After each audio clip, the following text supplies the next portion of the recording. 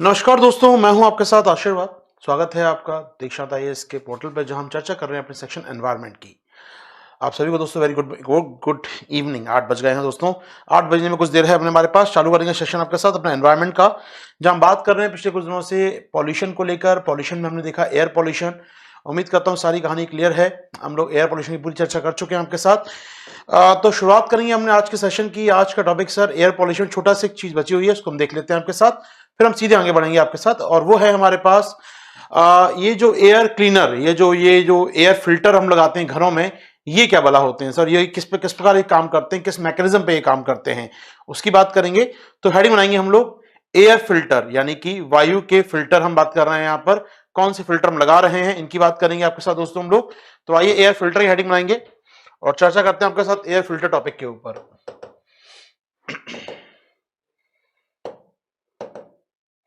Air filter topic की चर्चा करेंगे दोस्तों। एयर फिल्टर क्या होते हैं, किस प्रकार ये काम करते हैं। चलिए,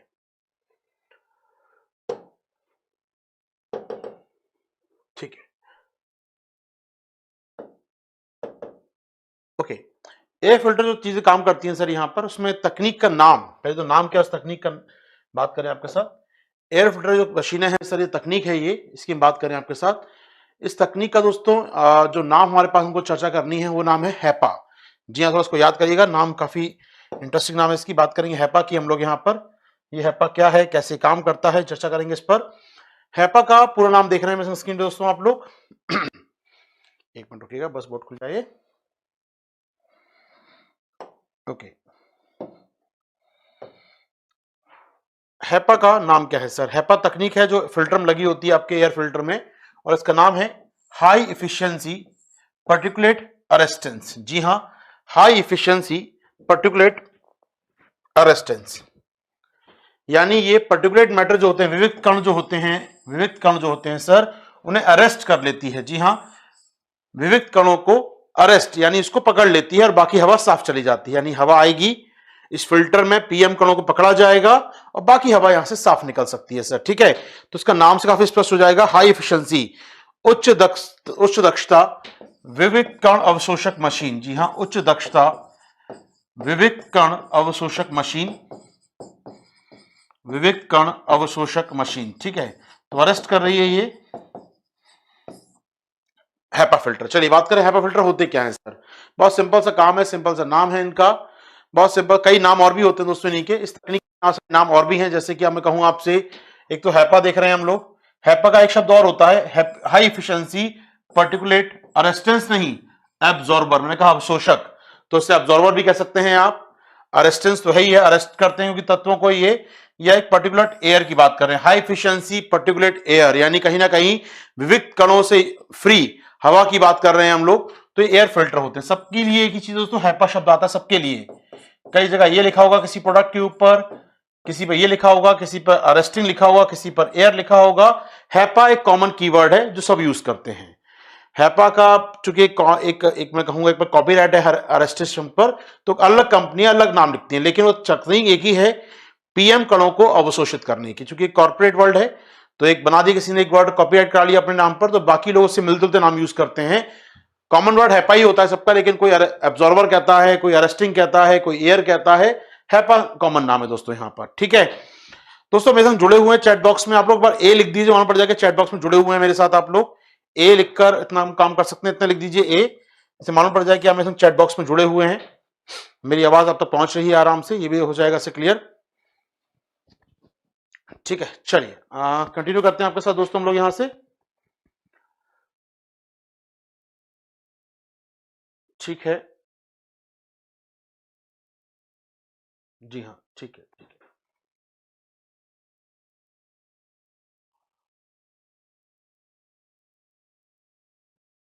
ओके, आइए हैपा फिल्टर काम कैसे करता है, सीधी बात का तकनीक कैसे काम करती है वो देख लें हम लोग। सिंपल सा काम है दोस्तों, हैपा काम कैसे करता है। ये एक हैपा तकनीक है, सिंपल बात देखें दोस्तों हम लोग यहाँ पर, ये काम कैसे कर रहा है। अगर आपसे कहूं, ये एक प्रकार से फॉइल, एल्यूमिनियम की फॉइल लगी है जगह जगह, एल्यूमिनियम की फॉइल लगी है। सिंपल सी काम सोचिए, सिंपल सा काम। आप एक मान लीजिए एक फिल्टर ले लीजिए, फॉइल लगा लीजिए, एयर फॉइल, एल्यूमिनियम की फॉइल होती है वो लगा दीजिए। ठीक है, किसी फॉइल में थोड़े बड़े छेद, अगली में थोड़े और छोटे, अगली में थोड़े और छोटे छोटे छेद, अगली में और महीन छेद, और उसका बिल्कुल हल्के, बिल्कुल बिल्कुल बारीक से छेद। मतलब हर दूसरी प्लेट के ऊपर, हर दूसरी फॉइल के ऊपर, हर दूसरी परत के ऊपर जो साइज है, आकार जो है छेद का, वो लगातार छोटा होता जा रहा है। ठीक है, अब यहां से क्या हुआ, हवा आई, पॉल्यूट हवा आई, तो जो बहुत बड़े कण होंगे वो पहला फिल्टर अलग कर देगा उसको, तो छोटे कण वाला पॉल्यूशन आगे आएगा, फिर अगला फिल्टर और फिल्टर कर देगा हवा को। जब आपकी चाय की छन्नी होती है, आपकी चाय की छन्नी, चाय नीचे निकल जाती है और छन्नी में आपकी चाय या वेस्ट शेष रह जाता है। वैसी फिल्टर है, यहाँ पर कई प्रकार के फिल्टर लगे हैं। मोटे कण बाहर रह जाएंगे, फिर और बारीक कण रह जाएंगे, फिर और बारीक कण, और बारीक कण, और जो बाहर में हवा निकलेगी बाहर, वो साफ हो जाएगी। सिंपल फिल्टर, सिंपल फिल्टर तकनीक है दोस्तों। आप देख रहे हैं लेयर वाइज यहाँ पर, तो यहाँ पर continuous sheet of filter medium, continuous sheet होती है दोस्तों फिल्टर मीडियम की, जहां पर आपके कण आके रुकते जाते हैं। तो एल्यूमिनियम सेपरेटर होता है यहाँ पर, आप देख रहे हैं। और इंपॉर्टेंट बात है, बस ये मेम्ब्रेन्स होती हैं, झिल्लियां होती हैं जो एक दूसरे के समानांतर रखी होती हैं, और इन झिल्लियों में अलग अलग आकार के छेद होते हैं। तो बड़े कण बाहर रह जाते हैं, छोटे कण अंदर जाएंगे और अंदर, और बिल्कुल उधर से हवा निकलेगी बाहर, वहां से वो साफ हवा निकलती है। सिंपल सा काम है फिल्टर का यहाँ पर। तो ये होता है आपका हैपा फिल्टर, मुश्किल काम नहीं, बिल्कुल सामान्य तकनीक है, बिल्कुल सामान्य चाय की छन्नी से काम करती है वैसे ही काम कर रही है तकनीक। बस यहाँ पर होता क्या है, यहाँ को हवा को पुश किया जाता है। तो एक पंखा लगा होगा, एक एग्जॉस्ट लगा होगा जो हवा खींचेगा बाहर से, हवा पुश करेगा, ये फिल्टर से होकर हवा गुजरेगी, और यहां से जो हवा बाहर निकलेगी वो साफ हो जाएगी। सिंपल, नॉन केमिकल, कुछ रसायन नहीं है, हवा को सिंपली फिल्टर किया जा रहा है मेम्ब्रेन्स या झिल्लियों के द्वारा। झिल्लियां एल्यूमिनियम फॉइल की हो सकती हैं, झिल्लियां किस चीज की बनी हो सकती हैं, झिल्लियां मेम्ब्रेन कुछ भी हो सकता है, झिल्ली किसी चीज की बनी हो सकती है। वो कुल मिलाकर उसमें आकार, कण का आकार मैटर करता है कि वो कितने कण को निकलने देता है। आमतौर पर सर हैपा फिल्टर काफी अच्छे माने जाते हैं, हैपा फिल्टर काफी अच्छे माने जाते हैं, क्योंकि ये क्या करते हैं मालूम है आपको, 99.97% जो आपके पर्टिकुलेट पार्टिकल होते हैं, जो 0.3 माइक्रोमीटर तक के होते हैं, समझ सकते हैं आप, इतने बारीक कणों को फिल्टर करने की क्षमता रखते हैं। तो 2.5 तो बहुत दूर की बात है, 10 तो कर ही देंगे, 2 कर देंगे, 1 कर देंगे, आधा माइक्रो का भी कर देंगे, 0.3 तक ये फिल्टर कर सकते हैं। तो इंपॉर्टेंट बात दोस्तों, ये अधिक दक्षतावान होते हैं, जो हवा में कण हैं उनमें से अधिकतर को ये फिल्टर आउट कर देते हैं। तो ये आप हवा स्वच्छ हो जाती है, सिंपल तकनीक है, इसमें कुछ विशेष बात नहीं है। हैपा तकनीक, ठीक है सर, यहां को मुश्किल नहीं होगा हैपा तकनीक समझने में। हाई इफिशियंसी पर्टिकुलेट एब्जॉर्बर या अरेस्टर, कुल मिला के उच्च दक्षता वाले विविध कणों को ये पकड़ने की क्षमता रखते हैं, एब्जॉर्ब करने की क्षमता रखते हैं, अवशोषक हैं। तो उच्च क्षमता विविध कण अवशोषक मशीन इसको कह सकते हैं, हैपा मशीन कह सकते हैं। ठीक है, तो याद रखिएगा लगभग 99.97% पीएम पार्टिकल गायब हो जाएंगे, और साथ ही साथ 0.3 माइक्रोमीटर से बड़े कोई भी पीएम कण हैं वो फिल्टर हो जाएंगे। तो इंपॉर्टेंट बात दोस्तों यहां पर ये आती है हमारे साथ, तो सर ये तो पीएम कण हटाए, लेकिन अगर हवा में SO2 गैस है, ओजोन मिली है, नाइट्रोजन के ऑक्साइड्स हैं, वो कैसे फिल्टर होंगे, वो नहीं हो सकते। हैपा फिल्टर केवल पीएम कणों के लिए है, हैपा फिल्टर के पीएम कणों के लिए। आप वही बात करें कि चाय की छन्नी में से आप तो चाय तो निकल जाएगी, लेकिन जो चीनी घुल चुकी है उसका क्या होगा सर, वो कैसे निकलेगी। जो आपने जो काढ़ा मिलाया है, या जो आपने अदरक मिलाया है, या जो आपने अदरक का रस मिलाया है, उसके अंदर दूध और पानी कैसे अलग करेंगे चाय में सर, नहीं कर पाएंगे, वो ये फिल्टर नहीं कर सकता है। ये केवल मोटे कणों को अलग कर देगी हवा से, लेकिन बाकी चीजों को अलग नहीं कर सकती है। आइए उस तकनीक की बात करें हवा में जो इनको भी अलग कर सकती हो, उनको भी अलग कर सकती हो जो कि घुली हुई गैसें हैं। हवा में NO2 SO2 घुली है, उसको कैसे अलग करेंगे उसकी बात करेंगे दोस्तों। आइए, एक तकनीक होगी हैपा फिल्टर आपके पास, चलिए सर, ठीक है।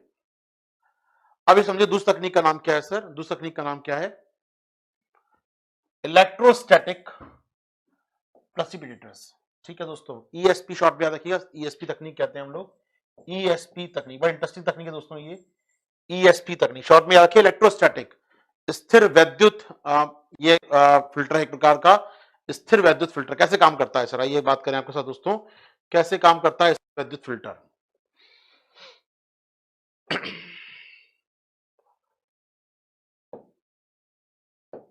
ओके, बहुत सिंपल सी बात, बहुत सिंपल तरीका ESP को समझने का, छोटा वीडियो दिखाता हूं मैं आपको यहाँ पर, बहुत आराम समझ में आ जाएगा सर ये।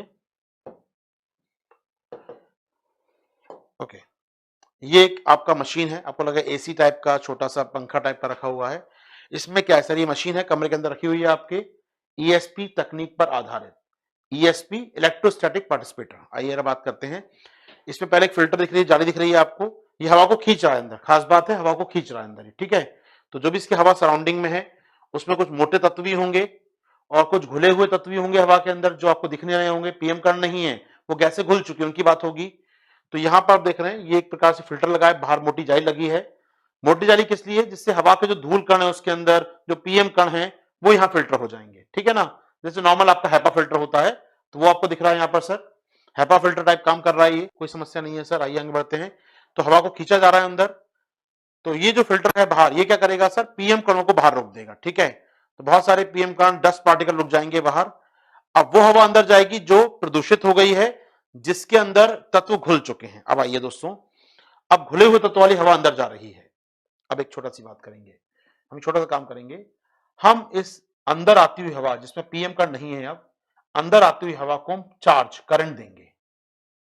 चार्ज या करंट, इलेक्ट्रोस्टैटिक, स्थिर विद्युत करंट देंगे। जब हवा में करंट होगा तो उसकी जो गैसें हैं आयनाइज होंगी, प्लस बनेंगी या माइनस बनेंगी। गैस प्लस होगी या माइनस होगी, यहां पर आयन बनेंगी गैसों के। आयन ना भी बने तो वो प्लस की ओर झुकाव रखेंगी, कैथोड की ओर या एनोड की ओर झुकाव रखेंगी।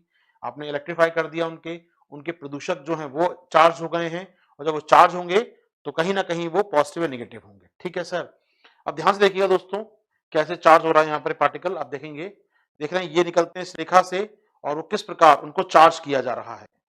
आपको दिख रहा है किस प्रकार एक पार्टिकल चार्ज हो रहा है। चार्ज होने के बाद सर इसमें करंट आ गया, पॉजिटिव निगेटिव जो भी डिपेंड करता है इसके अंदर कंडीशन बनेगी इसकी। इसमें एक प्लेट नीचे है और एक प्लेट ऊपर है, एक कैथोड है और एक एनोड है। यहां से निकलने वाले में करंट आ गया, यानी वो स्थिर विद्युत चार्ज हो गया। ऊपर पॉजिटिव है, नीचे निगेटिव है। यदि आयन बन गया है तो आयन तो निगेटिव बना होगा या पॉजिटिव बना होगा? अगर वो मान लो निगेटिव बना है तो पॉजिटिव प्लेट की ओर जाएगा नीचे, अगर वो पॉजिटिव बना है तो निगेटिव प्लेट की ओर जाएगा ऊपर। यानी आयनाइज हो गया तो ऊपर नीचे बढ़ जाएगा।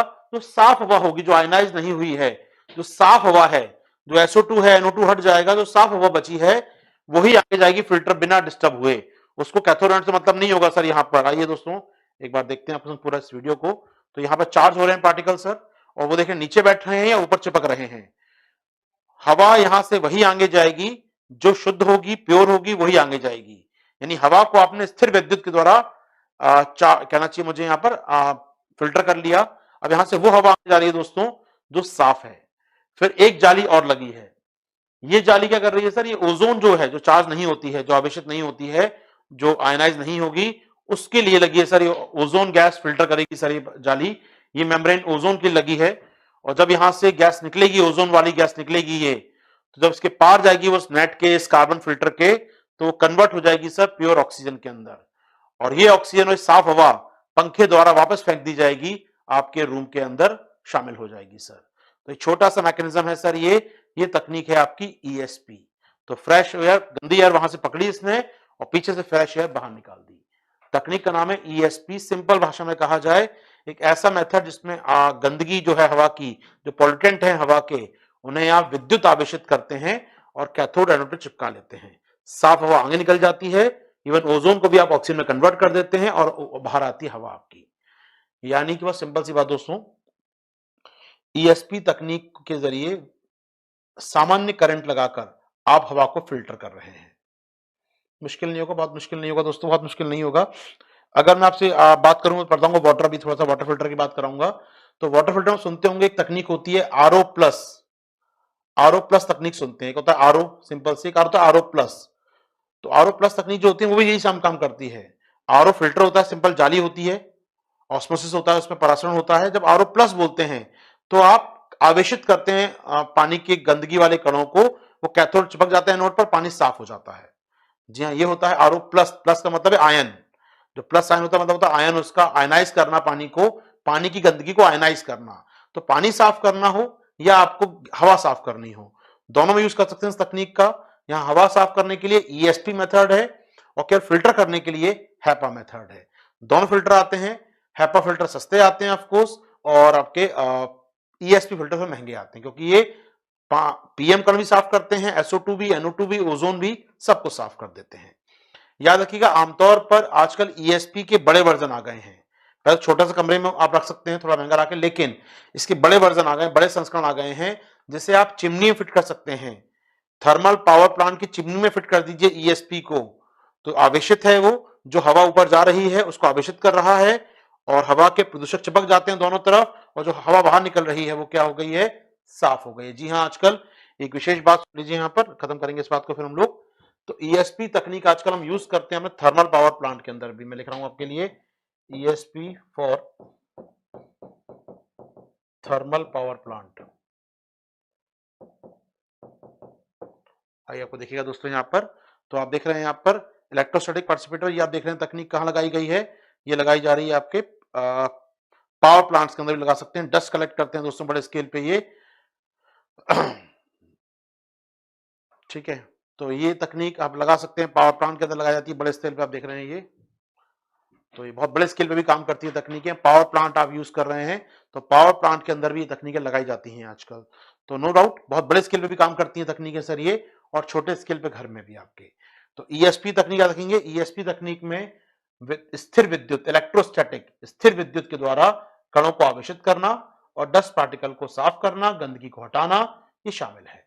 हैपा फिल्टर पार्टिकल्स के लिए है, और ईएसपी पार्टिकल्स के साथ साथ जो घुली हुई दोष हैं हवा के अंदर, प्रदूषक तत्व, उनको फिल्टर करता है। क्लियर दोस्तों को यहां पर ये, इसे हम कहते हैं ईएसपी फिल्टर या इलेक्ट्रोस्टैटिक पार्टिसिपेटर्स। ठीक है दोस्तों, चलिए इसमें हमारा मुश्किल काम नहीं होगा समझना इसको। तो इलेक्ट्रोस्टैटिक प्रेसिपिटेटर से बात कर रहे थे दोस्तों, तकनीक की बात, ईएसपी तकनीक हो गया ये।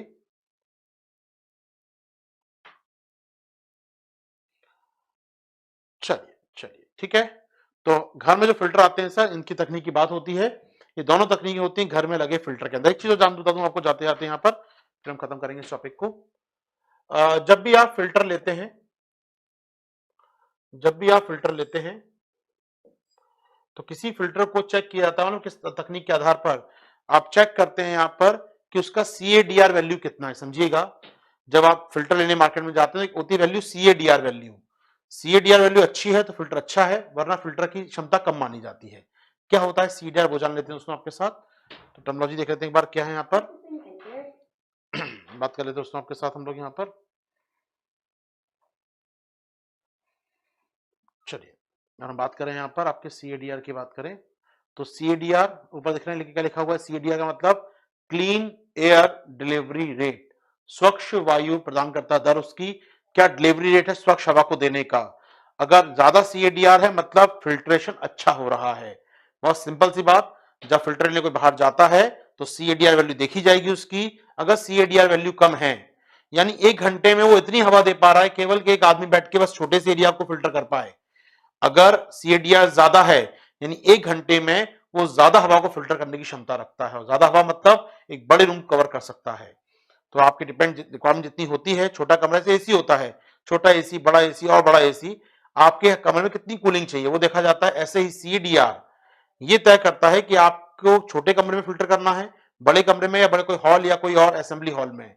तो CADR जितना ज्यादा होगा उतनी स्पीड से वो एयर फिल्टर करेगा आपके लिए। तो CADR मतलब होता है क्लीन एयर डिलीवरी रेट, जितना ज्यादा CADR नंबर उतना ज्यादा बेहतर फिल्ट्रेशन, उतने बड़े स्केल पर फिल्ट्रेशन। ठीक है दोस्तों, अब आइए एक बार समरी कर ले हम लोग यहाँ पर। यानी हमने आपके साथ चर्चा की, अभी हमारी बात का विषय रहा हैपा क्या होता है, क्लियर हो गया आपको। हैपा क्या होता है सर, हमने बात की हैपा के अलावा ईएसपी तकनीक पर, ईएसपी इलेक्ट्रोस्टैटिक की बात की हमने, और अभी हमने चर्चा की यहाँ पर CADR नंबर पर। तो घरों में जो फिल्टर यूज होते हैं वो इसी तकनीक, इन्हीं पैरामीटर्स पर आधारित होते हैं। तो घरों के लिए एयर पॉल्यूशन मिटाने का एक तरीका ये भी है सर। ठीक है दोस्तों, हमको यहाँ पर, यहाँ तक कोई समस्या तो नहीं है, बता दीजिए मुझे, एयर फिल्टर की बात क्लियर होनी चाहिए, उम्मीद कर रहा हूँ यहाँ पर आपको। एक बार ए लिख दीजिए, मालूम पड़ जाए सर सब कुछ ठीक है हमारे बीच में। एक बार ए लिख दीजिएगा तो मालूम पड़ जाएगा सब कुछ ठीक है कि नहीं सर हमारे साथ।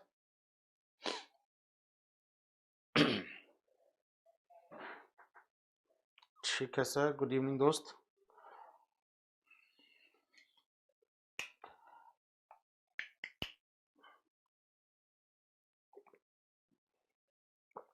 ऑल क्लियर सर, बहुत बढ़िया दोस्तों, बहुत बढ़िया। ओके अजीत, ओके स्वाति, चलिए पंकज, ओके, आगे बढ़ेंगे दोस्तों हम लोग यहाँ से। ये है एयर फिल्टर या वायु पॉल्यूशन को लेकर अपनी जो चर्चा थी। एक छोटा सा डिवाइस दिखा दूं, बहुत चर्चा में है आजकल, कई बात हो जाए तो पहचान लीजिएगा इसको, ठीक है। हालांकि बहुत बदनाम डिवाइस हो गया है वो, लेकिन चूंकि अब फिल्टर की बात कर रहे हैं तो जान लेते हैं आपके साथ। नेट खुला है, जी हाँ, इंटरनेट खुला हुआ है, मदद करेगा इंटरनेट हमारी समझाने में आपको।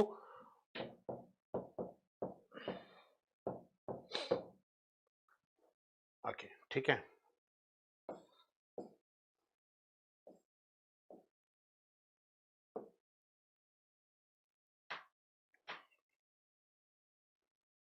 ओके, खुल रहा है यहाँ पर ये।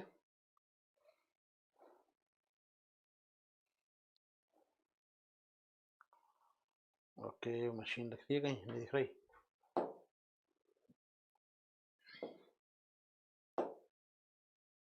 ओके,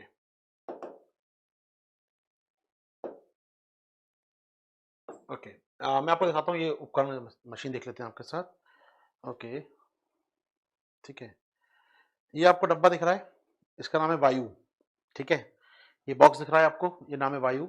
ऐसा लगेगा कि रोड के साइड में ये कोई आपका कोई कचरे का डब्बा रखा हुआ है, आपको ऐसा लगेगा देखने में। ये इसको देखने में ऐसा लगता है कि कोई कचरे का डब्बा रखा है यहाँ पर। ये इसका नाम है वायु सर, ठीक है। इसको देश के कई संस्थाओं ने मिलकर तैयार किया है सर, ये कई संस्थानों ने मिलकर तैयार किया है। आप देख रहे हैं दिल्ली की सड़कों पर सीएनजी बस चल रही है, पीछे ही रखा हुआ है, बहुत बदनाम डिवाइस अपने आप में, जान लेते हैं क्या है सर ये, ठीक है। तो आप हेडिंग देख रहे हैं, क्या लिखा है, जागरण की हेडिंग है सर, कुछ दिनों पहले की। कब की हेडिंग है, जब भी न्यूज आई होगी सर, ठीक है। 2019 में प्रदूषण रोकने में को लगा झटका, मुंबई के बाद दिल्ली में फेल हुआ वायु, ठीक है। तो बहुत काम का नहीं बचता वायु मतलब को मिलाकर, फिर भी जानते हैं वायु था क्या, ठीक है। हालांकि चूज कर रहे हैं अभी हम लोग, ठीक है। तो दोस्तों सुन लीजिए, वायु था क्या आपके स्क्रीन पर, बहुत सिंपल सी वन लाइन पढ़नी है। वायु क्या था सर, वायु संयंत्र, वायु का पूरा नाम क्या है, वायु, वायु purified unit, unit purified unit, ठीक है। विंड ऑगमेंटेशन प्यूरिफाइंग यूनिट, ठीक है। प्यूरिफाइंग यूनिट की बात हो रही है दोस्तों, वायु, ठीक है। विंड ऑगमेंटेशन प्यूरिफाइंग यूनिट की बात कर रहे हैं दोस्तों हम लोग यहां पर। क्या है सर ये वायु, छोटा सा बॉक्स है, आसपास की हवा को खींचेगा, साफ करेगा, बाहर निकाल देगा फिल्टर करने के बाद। बहुत सामान्य तकनीक दोस्तों, बहुत सामान्य दिख रहा होगा बॉक्स आपको, ये वही अपने घर में फिल्टर टाइप की चीज है अपने आप में। तो हवा को यहां से खींचेगा बढ़िया से, और उसके बाद हवा को साफ करने के बाद फेंक देगा बाहर, ठीक है। तो नाम ही है इसका एयर प्यूरिफिकेशन डिवाइस वायु, ठीक है sir. Wind augmentation purifying unit या वायु नाम रख दिया आपने इसका, ठीक है सर। वहां कोई समस्या हमको नहीं है। आइए, अब इसको तैयार किसने किया था सर, वो देख लीजिए दोस्तों। इसको तैयार किया था 2018 की बात है, सीपीसीबी एक संस्थान है, सीपीसीबी इसमें सर। एक है NEERI and national environmental engineering research institute, NEERI sir, NEERI नाम का संस्थान है सर ये, जो लैब है CSIR की, ठीक है। इसने इसको तैयार किया था मिलकर सर। तो नीरी और सीपीसीबी इसको तैयार किया था सर। इसको लगाया गया जगह जगह। पूरा नाम क्या है नीरी का, नीरी का पूरा नाम है दोस्तों national environmental engineering research institute, national environmental research institute NEERI इसका नाम है सर। ये लगाया गया था यहां पर, बाद में फेल कर गया। बात करते हैं फेल क्यों करा यहां पर, ठीक है।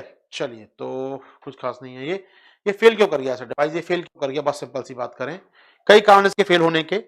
पहली बात तो इतनी क्षमता ही नहीं है कि दिल्ली की सड़कों पर और इतना पॉल्यूशन जहां होता है छोटा डिवाइस काम कर पाए। तो पहली बात तो समस्या क्षमता को लेकर रही इसकी, काम ही नहीं कर पाया डिवाइस सर, ये बहुत छोटा डिवाइस निकला। दूसरी बात, थोड़ी देर में चौक हो जाता है पूरा पूरा, अपने आप फिल्टर बंद हो जाते हैं। कोई भी चीज ना, वो अगर फिल्टर लगा है मान लीजिए, वो फिल्टर कर रही है, तो कुछ दिनों बाद फिल्टर खत्म खराब हो जाएगा, निकाल के साफ करना पड़ेगा बार बार आपको। तो ये काम नहीं कर पाया उसमें सर, बार बार ये फिल्टर चौक हो जाता था, इसका मेंटेनेंस बहुत हैवी पड़ रहा था यहाँ पर। उसके बाद दिल्ली में हमारे लोग बहुत समझदार हैं, सड़क पर रखी प्रॉपर्टी अपनी प्रॉपर्टी होती है। रात को आएंगे दो चार लोग, निकालेंगे छोटा डिवाइस, निकाल लो यार, क्या लगता है अपने घर में हवा साफ करेंगे, दो चार पेज कसे हैं, कोई समस्या ही नहीं है, निकाल लो आराम से। तो दिल्ली में लगाए थे काफी सारे, कुछ उखाड़ के चलते बने लोग अपनी प्रॉपर्टी समझकर इसको, वो भी कारण रहा फेल होने का। तो कुल मिलाकर वायु का एक्सपेरिमेंट फेल हो गया हमारे यहाँ पर। कारण रहा, बताया मैंने आपको, यहाँ पर कई कारण रहे, खासकर फिल्टर नहीं कर पाया चीजों को लेकर, ठीक है। चलिए, तो ये फिल्टर नहीं कर पाया हमारे यहाँ पर चीजों को, इस कारण ये फेल हो गया, ठीक है सर। तो PM कुछ साल पहले उद्घाटन किया था हमारे देख रहे हैं मंत्री साहब ने इसका उद्घाटन किया था सर।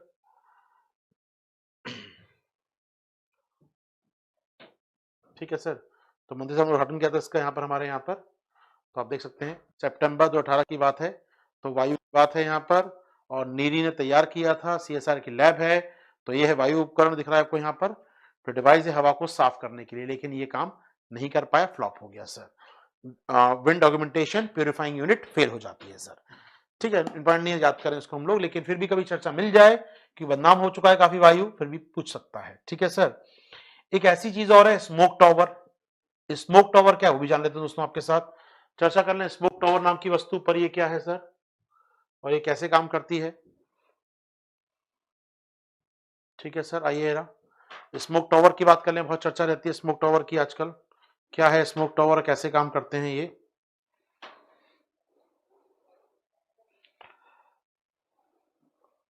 चलिए,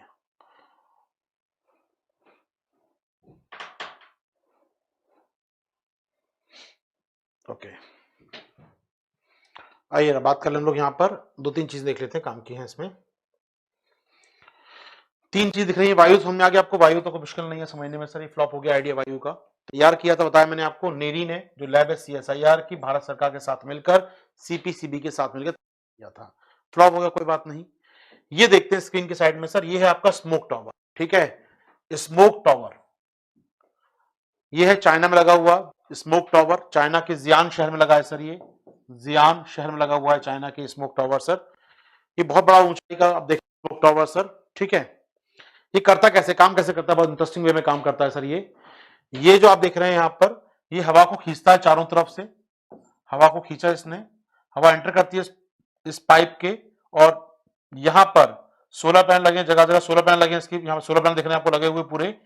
सोलर पैनल क्या करते हैं, दिख रहे हैं आपको नीले रंग के आसपास, सोलर पैनल क्या करते हैं, उस हवा को गर्म करते हैं, जो हवा अंदर आई उसे गर्म किया, गर्म होने के बाद सीधा सिद्धांत है हवा का, गर्म हवा ऊपर उठती है, हल्की होने के बाद ऊपर उठती है। ठीक है, तो यहां पर जो हवा आपने खींची है चारों तरफ से, वो हवा ऊपर उठेगी, पाइप में ऊपर की ओर जाएगी। पाइप में जगह जगह फिल्टर लगे हुए हैं, जगह जगह फिल्टर लगे हुए हैं, तेजी से हवा फेंकी जा रही है, पंखा भी लगा है, तो हवा आई, गर्म है, गर्म हुई, ऊपर उठने की प्रवृत्ति है, और नीचे पंखा फेंक भी रहा है हवा बाहर, जगह जगह बीच में फिल्टर लगे हैं टावर के, तो हवा बीच बीच में फिल्टर होती गई, और फाइनली साफ हवा यहां से बाहर निकलेगी। तो स्मोक टावर का मुख्य काम है स्मोक को फ्री करना, स्मोक को खत्म करना। तो हवा आई बड़े स्केल पर, खींचा, ऊपर उठाया हवा को, और जो हवा बाहर निकल रही है वो साफ निकल रही है। बहुत सिंपल तकनीक है सर, स्मोक टावर बड़े स्केल पे होता है काम, ये एक बड़े इलाके की हवा को साफ कर सकता है, बड़ा स्मोक टावर। ठीक है, हमने कॉपी किया दिल्ली में अपना पे सर, हमने कॉपी किया, हमने बनाया ये इसको, तो आप देख रहे हैं ये स्मोक टावर, आप ये हम देख रहे हैं दिल्ली का लाजपत मार्केट का स्मोक टावर, गौतम गंभीर फाउंडेशन द्वारा लगाया गया, सांसद साहब है गौतम गंभीर यहाँ के, उनके फाउंडेशन लगाया इस टावर को सर। आप समझते बहुत ऊंचा दिख रहा होगा आपको, बहुत ऊंचा दिख रहा है, ये दिख रहा है कि दिख रहा, ऊंचा है आपको ये काफी, नहीं दिख रहा, दिखना चाहिए दोस्तों, आपको ऊंचा दिखना चाहिए। आइए बात करूँ दिल्ली के स्मोक टावर की आपसे, तो आप समझ पाएंगे दिल्ली का स्मोक टावर कैसा है।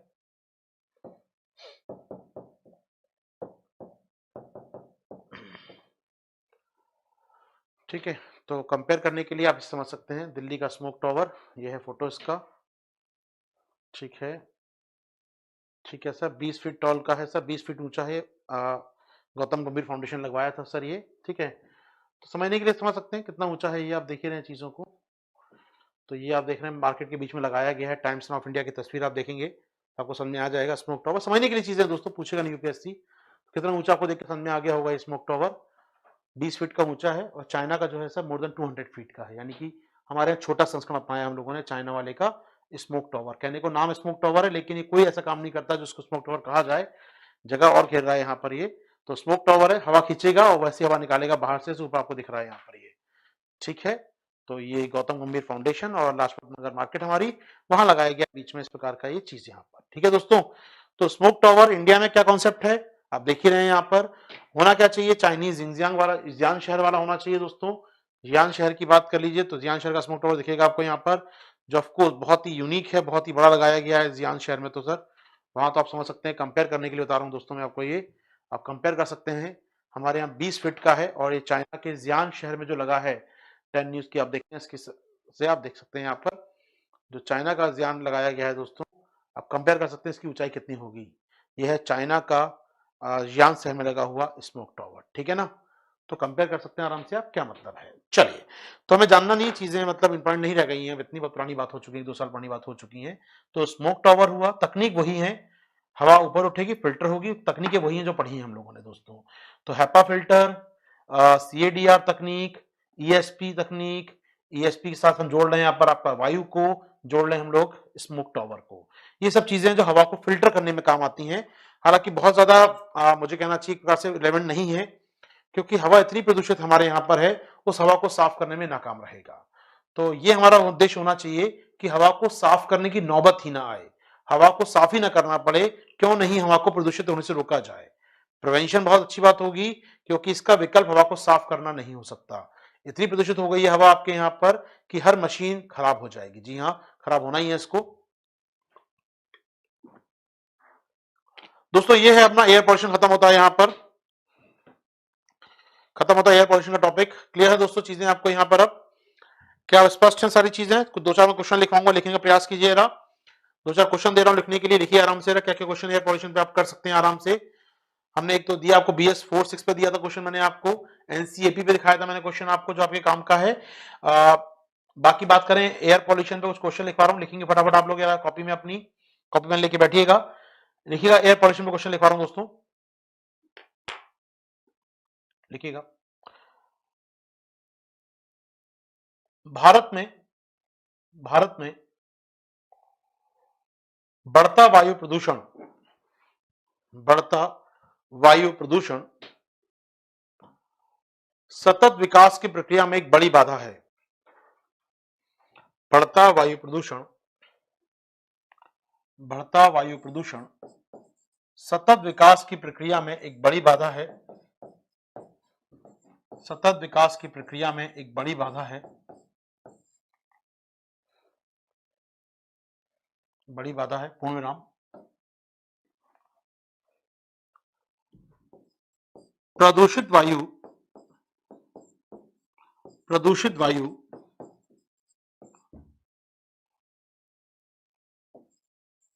किन एसडीजी लक्ष्यों को प्राप्त करने में, किन एसडीजी लक्ष्यों को प्राप्त करने में मुश्किल करेगी। प्रदूषित वायु किन एसडीजी लक्ष्यों को प्राप्त करने में मुश्किल करेगी। किन एसडीजी लक्ष्यों को प्राप्त करने में मुश्किल करेगी।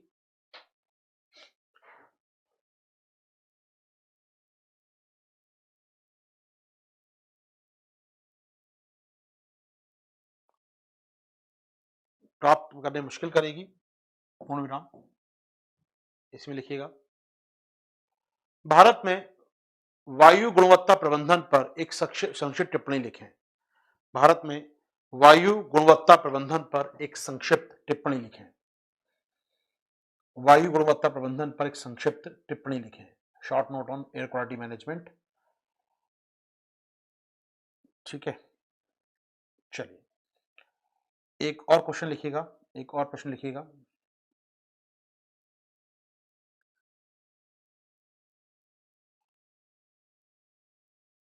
एक प्रश्न लिखिएगा। भारत में स्वच्छ वायु को जीवन के अधिकार के तहत शामिल किया गया है। भारत में स्वच्छ वायु को जीवन के अधिकार के तहत शामिल किया गया है। जीवन के अधिकार के तहत शामिल किया गया है।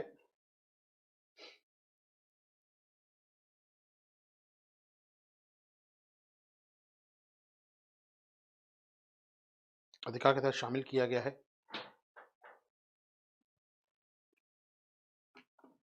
इस अधिकार को लोगों तक पहुंचाने के लिए, इस अधिकार को लोगों तक पहुंचाने के लिए सरकार द्वारा चलाई जा रही योजनाओं, सरकार द्वारा चलाई जा रही योजनाओं, नीतियों, सरकार द्वारा चलाई जा रही योजनाओं, नीतियों और विधिक प्रयासों की चर्चा करें। और विधिक प्रयासों की चर्चा करें। विधिक प्रयासों की चर्चा करें। विधिक लीगल प्रयास क्या है? सिंपल सी बात है, कौन से कानून है हमारे पास एयर पॉल्यूशन के लिए, कोई पॉलिसीज है क्या हमारे पास, और कोई प्रोग्राम है क्या हमारे पास, तो उनकी चर्चा करनी है आपको, किस प्रकार के प्रोग्राम है। ठीक है,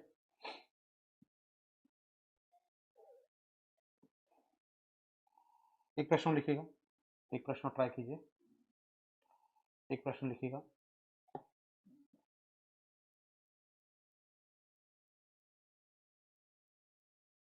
भारत में भारत में वायु प्रदूषण प्रबंधन, भारत में वायु प्रदूषण प्रबंधन के समक्ष क्या चुनौतियां हैं? भारत में वायु प्रदूषण प्रबंधन के समक्ष क्या चुनौतियां हैं? क्या चुनौतियां हैं? वायु प्रदूषण प्रबंधन के समक्ष क्या चुनौतियां हैं?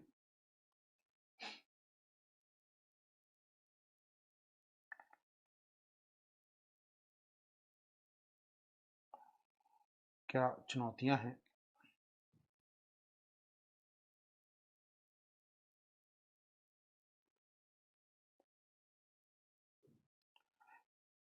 इन चुनौतियों का सामना करने के लिए क्या रणनीति बनाई जा सकती है?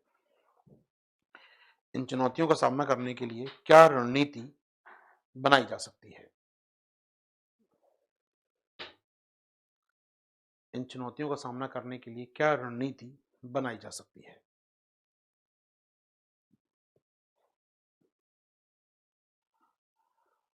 चलिए दोस्तों, तो ये कुछ प्रश्न हैं, ट्राई जरूर कीजिएगा। इसके बाद हमारा काफी कुछ है हमारे पास लिखने के लिए। इसके अंदर क्या प्रयास किए गए हैं, रणनीति क्या होनी चाहिए, कैसे जिम्मेदार बनाना होगा लोगों को, अवेयर करना होगा लोगों को हमें। तो हमने जो कुछ पढ़ा है पिछले कुछ दिनों में आपके साथ, रिपोर्ट्स पढ़ी हैं इतनी सारी, उनको समाप्त करना होगा आपको यहाँ पर। तो ये है कुल मिला के अपना एयर पॉल्यूशन का टॉपिक यहाँ खत्म होता है दोस्तों। तो लगभग लगभग हम मानते हैं 10-11 घंटे हमारे हो चुके हैं और एयर पॉल्यूशन हमारा खत्म हो चुका है। ठीक है, चलो आगे बढ़ेंगे हम लोग। एक बार फटाफट ए लिख दीजिए, मालूम पड़ जाए हम लोग सही चल रहे हैं यहाँ पर और मेरी आवाज आप तक पहुंच रही है। ठीक है, सब कुछ क्लियर है तो बता दीजिए ए लिखकर कि सर सब कुछ ठीक है हमारे बीच। फिर आगे बढ़ेंगे दोस्तों, हम लोग आएंगे आपके साथ ध्वनि प्रदूषण और फिर जल प्रदूषण की बात करनी है मुझे आपके साथ। तो ध्वनि प्रदूषण की बात करना छोटा टॉपिक है, इसको खत्म करते हैं पहले आज हम लोग। यहाँ तक सब कुछ ठीक है सर? यस सर, कर लेंगे। स्वाति कह रही है यहाँ पर, बाकी लोग कहाँ हैं दोस्तों? एक बार मुझे ए लिख दीजिए, एटलीस्ट मालूम पड़ जाए मुझे कि आप लोगों तक पहुंच गई ये बात मेरी यहाँ पर। ठीक है, ओके आनंद, बात पहुंच गई आपकी। पंकज जी ठीक है, चलिए बहुत बढ़िया दोस्तों। मंटोष यादव जी बात पहुंच रही है तक, चलिए ठीक है। अब कर लेंगे इस टॉपिक को, मैं उम्मीद कर रहा हूं आप लोगों से। ठीक है, चलिए अब आते हैं हम लोग हेडिंग बनाएंगे नेक्स्ट टॉपिक, नेक्स्ट पॉल्यूशन पे चलते हैं आपको लेकर, और वो है ध्वनि प्रदूषण यानी कि नॉइज पॉल्यूशन। आवाज, ज्यादा शोर, ये बहुत तेजी से बढ़ रहा है। इसको लेकर हम क्या करने वाले हैं उसकी चर्चा करते हैं। हेड बनाएंगे नॉइज पॉल्यूशन या हिंदी में कहा जाए ध्वनि प्रदूषण। ठीक है, शोर कह सकते हैं भाषा में। चलिए, छोटा सा टॉपिक है, मेंस में तो नहीं पूछेगा, पीटी में कभी कभी आ सकता है, आज तक तो आया नहीं है, आ जाए तो तैयार रहेगा। ध्वनि या शोर या नॉइज, नॉइज की बात करें, नॉइज पॉल्यूशन या ध्वनि प्रदूषण। ठीक है, सिंपल सी बात है, आपके कानों को अच्छा नहीं लगता है, आपके कानों को पर्दों में दर्द होता है, तो नॉइज कुछ भी हो सकता है। नॉइज कुछ भी हो सकता है सर, ध्वनि किसी भी चीज की हो सकती है। कर्कश म्यूजिक हो, शोर शराबा हो, ट्रैफिक का शोर हो, कोई भी फैक्ट्री में काम चल रहा हो जो आपके कानों को लोकप्रिय नहीं लग रहा है, कर्णप्रिय नहीं लग रहा है। हाँ, अगर सुगम संगीत चल रहा है तो थोड़ा ज्यादा साउंड चल जाएगा आपके लिए। कोई चित्रहार चल रहा है तो आपको अच्छा लगेगा देखने में। कोई फिल्मी म्यूजिक आ रहा है तो अच्छा लगेगा। आशीर्वाद सर के साथ थोड़ा तेज बोलेंगे, कर्कश लगेगी आवाज मेरी आपको, या फिर वॉट एवर आप बोल सकते हैं कि सर ये फैक्ट्री का पॉल्यूशन है। ये चीजें, कई लोगों को मंदिर की घंटी अच्छी लगेगी, कुछ लोगों को अच्छी नहीं लगेगी, कुछ लोगों को नींद खराब हो रही है उनकी, ये कहा जाएगा। तो पॉल्यूशन कई प्रकार का हो सकता है, वो दिमागी पॉल्यूशन होता है आमतौर पर लोगों को, कई बार तो चलिए कोई बात नहीं। आगे बढ़ते हैं आपके साथ, हम लोग यहां से आगे चलेंगे। चर्चा का विषय यहाँ पर यह है सर कि नॉइज पॉल्यूशन कैसे डील किया जाए, कैसे इसको माने कि पॉल्यूशन है और क्या पॉल्यूशन होता है एग्जैक्टली। कोई गाइडलाइन है हमारे पास? छोटा सा टॉपिक है दोस्तों, हार्डली आधे घंटे में खत्म हो जाएगा, आराम से देखिएगा, इसमें इतना ज्ञान नहीं चाहिए हमको, मेंस में आएगा नहीं, पीटी में छोटा सा टॉपिक बन सकता है कभी। तो क्या सर नॉइज पॉल्यूशन कंट्रोल करने के लिए कोई गाइडलाइन, कोई सरकारी आदेश हमारे पास है, कोई कानून हमारे पास है? जी हाँ दोस्तों, ध्यान रखिएगा एक छोटी सी बात। हमारा एक कानून था दोस्तों, आपको याद होगा, एयर पॉल्यूशन एक्ट। एक था वाटर पॉल्यूशन एक्ट, याद होगा आपको, और एक था एयर पॉल्यूशन एक्ट। कब का था सर ये? 1981 का। बड़ा सा नाम था air pollution prevention control act 1981, याद होगा, स्टार्टिंग लिखवाया था पूरा नाम मैंने इसका आपको, वायु प्रदूषण और वॉटेवर, बड़ा सा नाम था नियंत्रण निवारण अधिनियम 1981। ये कानून एयर पॉल्यूशन का है। इसी कानून के तहत सर सीपीसीबी को अधिकार दिया गया है कि नॉइज पॉल्यूशन होने पर भी आप गाइडलाइन जारी कर सकते हैं। यानी ध्वनि प्रदूषण के लिए दिशा निर्देश जारी करने का अधिकार कहां से मिलता है? सीपीसीबी को मिलता है इस अधिनियम से। यही लिख दिया गया, इसी एक्ट में लिख दिया गया है कि नॉइज पॉल्यूशन पर भी सीपीसीबी गाइडलाइन जारी कर सकता है। ठीक है सर, सीपीसीबी ने इसका प्रयोग किया और आज से कुछ साल पहले गाइडलाइन जारी कर दी। आइए दोस्तों सुन लीजिए, तो यहां पर हमारे सीपीसीबी द्वारा इन तकनीकों का या इन अधिकारों का प्रयोग करते हुए आज से कुछ साल पहले, आइए दोस्तों बात करें हम लोग आपके संग साउंड पॉल्यूशन की, नॉइज पॉल्यूशन की। तो हमारे यहां पर हम चर्चा कर रहे हैं, ठीक है, ओके, थोड़ा देखेंगे हेडिंग, यहां पर हेडिंग करके समझा जाएगा आपको। तो सीपीसीबी ने 1981 में दिए हुए अधिकार का प्रयोग करते हुए, जो अधिकार उसको दिया 81 के एक्ट ने दिया है, उसका प्रयोग करते हुए the noise pollution regulation and control rules साल 2000 में जारी किए थे। तो कोई नए नियम नहीं है, पहले चले आ रहे हैं, पुराने चले आ रहे हैं, काफी लंबा समय हो गया इनको बने हुए, फिर भी इस पर क्वेश्चन नहीं बना है। ठीक है सर, चलिए, तो यहां पर जो अधिकार दिए गए हैं इसे, उसके आधार पर इसने नियम जारी कर दिए सर।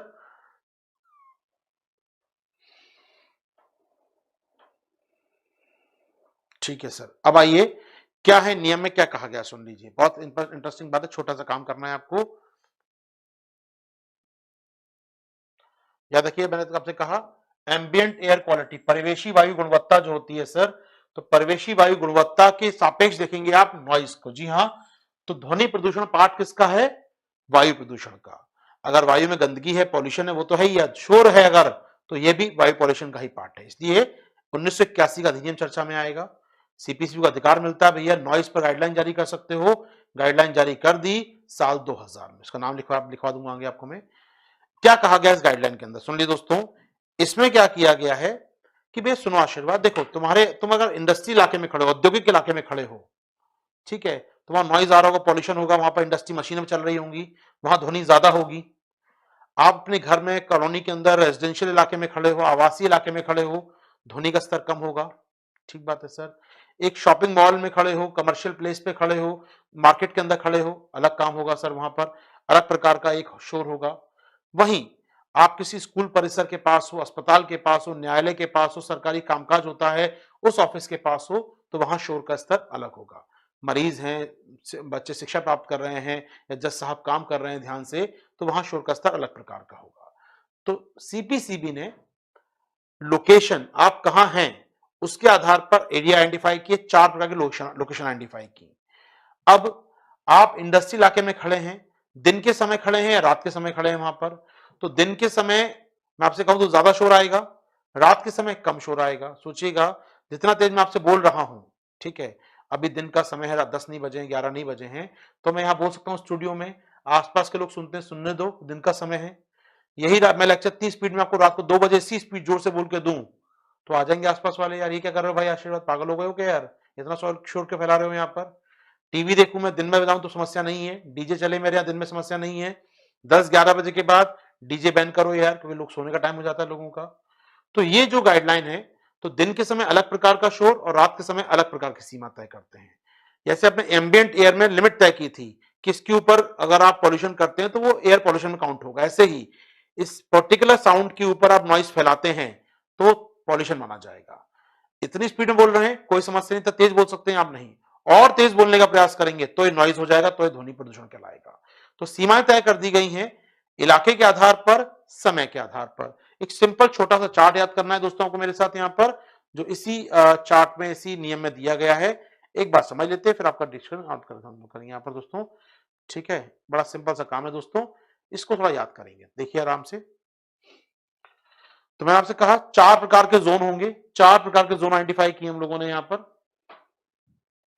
औद्योगिक क्षेत्र, इंडस्ट्रियल एरिया, कमर्शियल क्षेत्र, मार्केट प्लेस, दुकानें, मॉल आदि होते हैं जहां पर, आवासीय क्षेत्र, रेजिडेंशियल एरिया, और साइलेंस, शांत क्षेत्र, जहां स्कूल बने हैं, शिक्षा परिसर है, अस्पताल है, कोर्ट है, न्यायालय काम कर रहा है, साइलेंस जोन है। ठीक है, अब ध्यान सुनिएगा, दो टाइम फ्रेम है सर। डे टाइम यानी सुबह 6 से लेकर रात के 10 बजे तक का टाइम डे टाइम कहलाएगा, और रात के 10 बजे से लेकर सुबह 6 बजे तक का टाइम नाइट टाइम कहलाएगा। ठीक है, अब ध्यान सुनिएगा दोस्तों, इसके बाद ध्यान सुनिएगा, आप अगर इंडस्ट्री इलाके में खड़े हैं, इंडस्ट्रीज के इलाके में जहां फैक्ट्री वैक्ट्री, सरकार ने घोषित कर रखा है कि एक औद्योगिक इलाका है, मान लीजिए मेरा कॉलोनी है, तो यह आवासीय इलाका है, मार्केट प्लेस है, मॉल है, शॉपिंग मॉल है, या फिर मार्केट है, दुकान खुलती है सुबह शाम, तो मार्केट प्लेस है, या फिर स्कूल कॉलेज है, शांत। सरकार ने डिक्लेयर कर दिया, मान लीजिए ये एक शहर है और ये इलाका क्या है आपका, शांत क्षेत्र। ये शांत क्षेत्र है सर, नंबर 4 का। ठीक है, शांत है ये इलाका, सरकार ने घोषित किया, फैक्ट्रीज होंगी, शहर के आउटसाइड में फैक्ट्रीज होंगी यहाँ पर। ये 1 नंबर इलाका है। ये आधा शहर आवासीय है, बिल्डिंग बनी है यहाँ पर, ये आपका 3 नंबर इलाका है। और ये जो मार्केट है यहाँ पर, ये आपका 2 नंबर इलाका है। डिक्लेयर कर दिया, बाकी भी कुछ कुछ होगा बीच बीच में।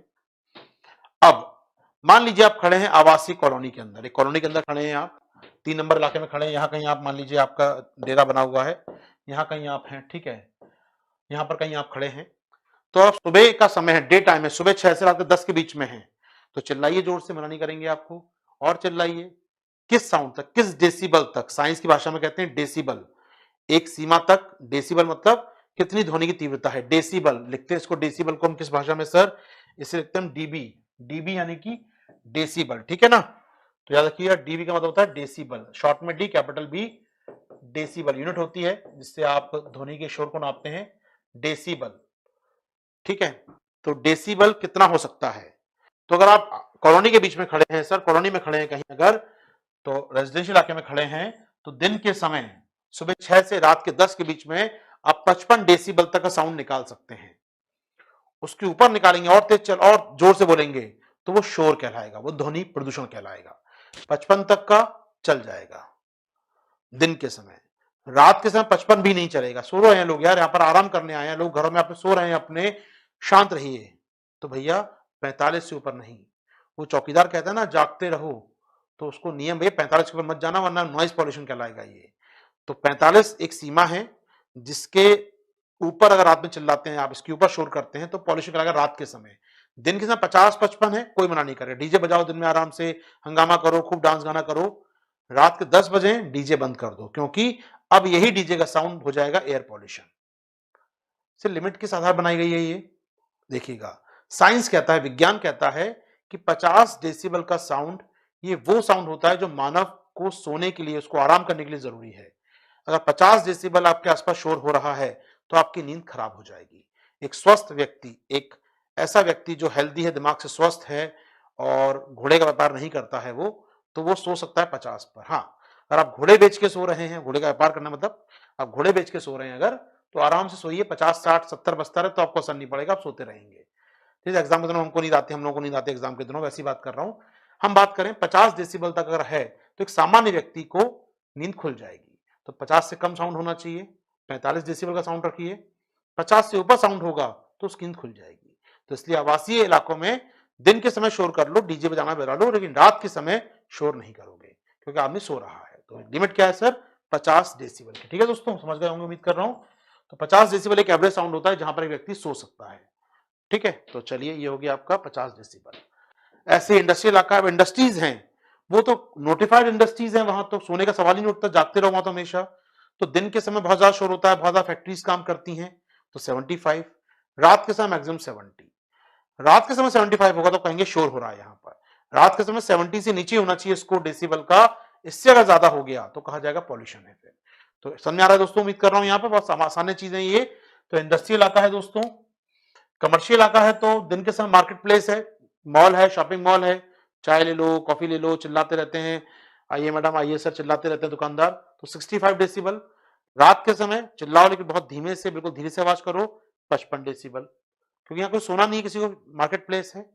शांत क्षेत्र, आइए इसकी बात कर लें सर, शांत क्षेत्र की आपसे।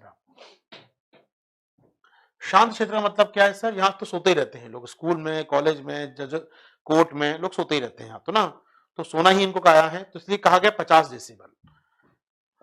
लिख मत लीजिए, ऐसी बात है, मतलब ये बात हमारे बीच है ना, अनऑफिशियल वर्ड्स है ना, इसको लिखने की बात नहीं होती है, ठीक है। तो 50 डेसिबल मतलब यहाँ पर शांत क्षेत्र, बच्चे पढ़ रहे हैं, मरीज आराम कर रहा है, जज साहब बहुत गंभीर कार्य कर रहे हैं, तो न्यायालय का परिसर हुआ, स्कूल का परिसर हुआ, अस्पताल का परिसर हुआ, इसके आसपास का 100 मीटर का इलाका ना शांत क्षेत्र कहलाता है। या भारत सरकार किसी इलाके को शांत क्षेत्र घोषित कर सकती है कि भैया ये सुनो यार, ये कॉन्ट प्लेस का इलाका है, शांत क्षेत्र, ना स्कूल है ना कॉलेज है ना जज है, लेकिन भारत सरकार ने बोल दिया शांत क्षेत्र है। ये जो मंदिर का इलाका है ये शांत क्षेत्र है, ये मस्जिद का इलाका है ये शांत क्षेत्र है। अगर सरकार ने घोषित कर दिया किसी इलाके को शांत क्षेत्र, तो वहां कोई माइक नहीं लगेगा, कोई लाउड स्पीकर नहीं लगेगा, कोई डीजे नहीं बजेगा उसके आसपास। वहां पर आपको नियम मानना पड़ेगा, दिन में 50 डेसिबल का और रात में 40 डेसिबल का, इसके ऊपर साउंड होगा ही नहीं। यानी आराम से उस इलाके में सो सकते हैं, दिन में भी आप सो जाइए, कोई मना नहीं करेगा आपको वहां पर, जैसे हमारे बच्चे स्कूल में सोते रहते हैं, ठीक है ना। चलिए दोस्तों, ठीक है, तो ये होता है आपका डेसिबल। अब इंपॉर्टेंट बात है, साइलेंस जोन में क्या क्या आता है, एक बार वो देख लेते हैं आपके साथ, इससे थोड़ा क्लियर हो जाएगा। साइलेंस जोन में क्या क्या आता है सर, इसको एक बार देख लेते हैं दोस्तों, इसमें सब कुछ इसी में लिखा हुआ है। साइलेंस जोन में क्या क्या सरकार कवर करती है।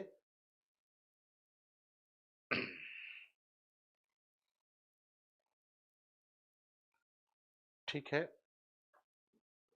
आइए, तो साइलेंस जोन की जो परिभाषा सरकार ने स्पष्ट की है, सरकार ने कहा है कि साइलेंस जोन में क्या क्या आएगा, देख लेते हैं एक बार।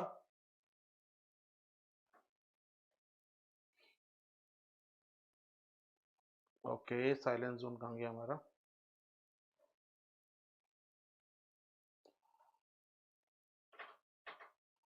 Public place, night time, person, hospital, educational, court, authority, ठीक है। बता दूं मैं आपको साइलेंस जोन में क्या क्या आता है। इसमें सरकार कहती है न्यायालय परिसर आ सकता है, एजुकेशनल इंस्टीट्यूट आ सकता है, कोई कॉलेज स्कूल आदि आ सकते हैं, अस्पताल आ सकता है इसके अंदर, तो ये सब साइलेंस जोन में आते हैं, ठीक है ना, साइलेंस जोन में आता है तो सब कुछ ये। चलिए, इसमें कोई मुश्किल काम नहीं है, ठीक है। तो यहाँ पर स्टेट गवर्नमेंट तय कर सकती है, स्टेट सरकार तय कर सकती है। देखिए लिखिए क्या लिखा है, पढ़ लीजिए, सारांश सुनिएगा। An area comprising not less than 100 metre around hospitals, educational institutes, courts may be declared as silent zone for the purpose of these rules। जी हाँ, अस्पताल है, स्कूल है, न्याय परिसर है, न्यायालय है, इसके आसपास का 100 मीटर तक का इलाका, ये क्या कहलाएगा, साइलेंट जोन। स्कूल का परिसर, उसके आसपास का 100 मीटर का इलाका कहलाएगा दोस्तों हमारा साइलेंट जोन, ठीक है ना, मुश्किल नहीं होगा दोस्तों। तो इस कानून के तहत इन तीनों को माना गया है साइलेंट जोन। हालांकि सरकार चाहे तो इसका वृद्धि कर सकती है, इसका विस्तार कर सकती है, ठीक है। चलिए, कोई मुश्किल काम नहीं है, ऐसा मुश्किल कुछ भी नहीं होगा सर। चलिए, इसमें कुछ नहीं पढ़ने लायक, बात करें। चलिए दोस्तों, तो ये कुछ बातें हैं आपकी नॉइज पॉल्यूशन पर। अगर आपने ये चार्ट नहीं बनाया है तो प्लीज इसको बना लीजिए, बताने यहाँ पर आपको बना लीजिएगा, काम आएगा दोस्तों ये चार्ट पूरा का पूरा। ये चार्ट नोट कर लीजिए कहीं भी आप लोग यहाँ पर, ठीक है। अब सुनिएगा, साइलेंस जोन क्या क्या हो सकता है साइलेंस जोन में।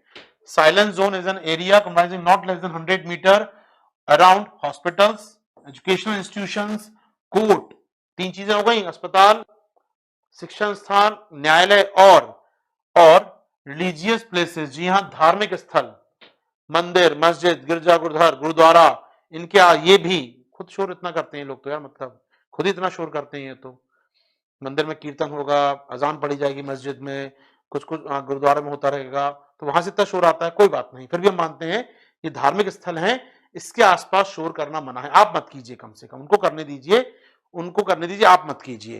तो रिलीजियस प्लेस और इसके आसपास का 100 मीटर का इलाका, और ऐसा कोई भी इलाका, other area which is declared as such as by the competent authority, यानी कि ऐसा कोई इलाका जो सरकार घोषित कर देगी साइलेंस जोन है, लगता है वो न्यायालय ना हो, मंदिर ना हो, मस्जिद ना हो, वहां स्कूल ना हो, अस्पताल ना हो, लेकिन सरकार ने कहा ये इलाका शांत क्षेत्र है, तो फिर आपको नियम लागू हो जाएंगे शांत क्षेत्र वाले वहां पर। तो स्कूल कॉलेज तो है ही सबके सब, लेकिन सरकार कोई इलाके को बोल सकती है कि ये शांत क्षेत्र होना चाहिए, वहां कोई डीजे नहीं बजेगा, वहां कोई गाना नहीं बजेगा, शांत शांत रहना जरूरी है चीजों का वहां पर, ठीक है दोस्तों। तो ये शांत क्षेत्र की परिभाषा है। डे टाइम, नाइट टाइम लिख लिया होगा, उम्मीद कर रहा हूं आपने, इसको बना लीजिए आराम से, काम जल्दी से खत्म हो जाएगा। तो सीपीसीबी ने 4 इलाकों में बांटा है हमारे यहाँ पर। तैयार किसने की गाइडलाइन? पीसीबी ने। कब तैयार की है? साल 2000 में। कानून कौन सा? 1981 का एयर पॉल्यूशन एक्ट, जिसने ध्वनि प्रदूषण को शामिल किया है एयर पॉल्यूशन के अंतर्गत। तो उसके लिए सीपीसीबी ये काम करता रहता है। ठीक है सर। अननोन दोस्त मेरे कह रहे हैं बना लिया है, उनका नाम में अननोन लगा है, नाम लिख देते कम से कम यार, मतलब अननोन नाम में क्या नाम रखा ना, तो नाम लिख दिया करो, कम से कम पहचान में रहे हम लोग। ठीक है, स्टूडेंट ही हैं आप लोग हमारे, तो ठीक है, तो प्लीज यार नोट कर लें।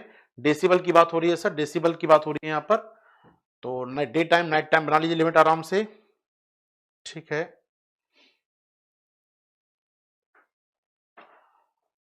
चलो डेसिबल बता दिया आपको मैंने, यहाँ पर कोई समस्या नहीं है।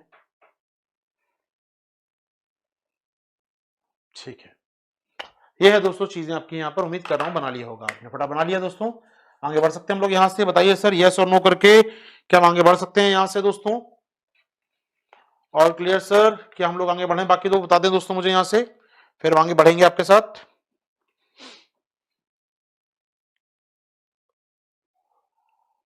नाम लिखना है, काम का नाम लिखना है दोस्तों आपको। नाम में स्टार्टिंग में लिखा तो देख लीजिए, आराम से देख लीजिए, छोटा सा डॉक्यूमेंट है ये, कुछ नहीं खास लिखना, कुछ नहीं है बेसिकली। नाम आपकी स्क्रीन पे लिखा है, ध्वनि प्रदूषण नियमन एवं नियंत्रण नियम 2000। हिंदी बोल रहा हूं, ध्वनि प्रदूषण नियमन एवं नियंत्रण नियम वर्ष 2000 का। ठीक है सर, यहां तक बातें हमको स्पष्ट होती हैं। चलिए, छोटा सा टॉपिक था, बस आपको याद रखना टेबल वो। अच्छा, एक और चीज सुन लीजिए, अपडेट कर दूं, छोटा सा अपडेट है, कुछ दिनों पहले ही आया था, मैंने पढ़ रहा था इसके बारे में, कुछ दिनों पहले ही आया था सर ये।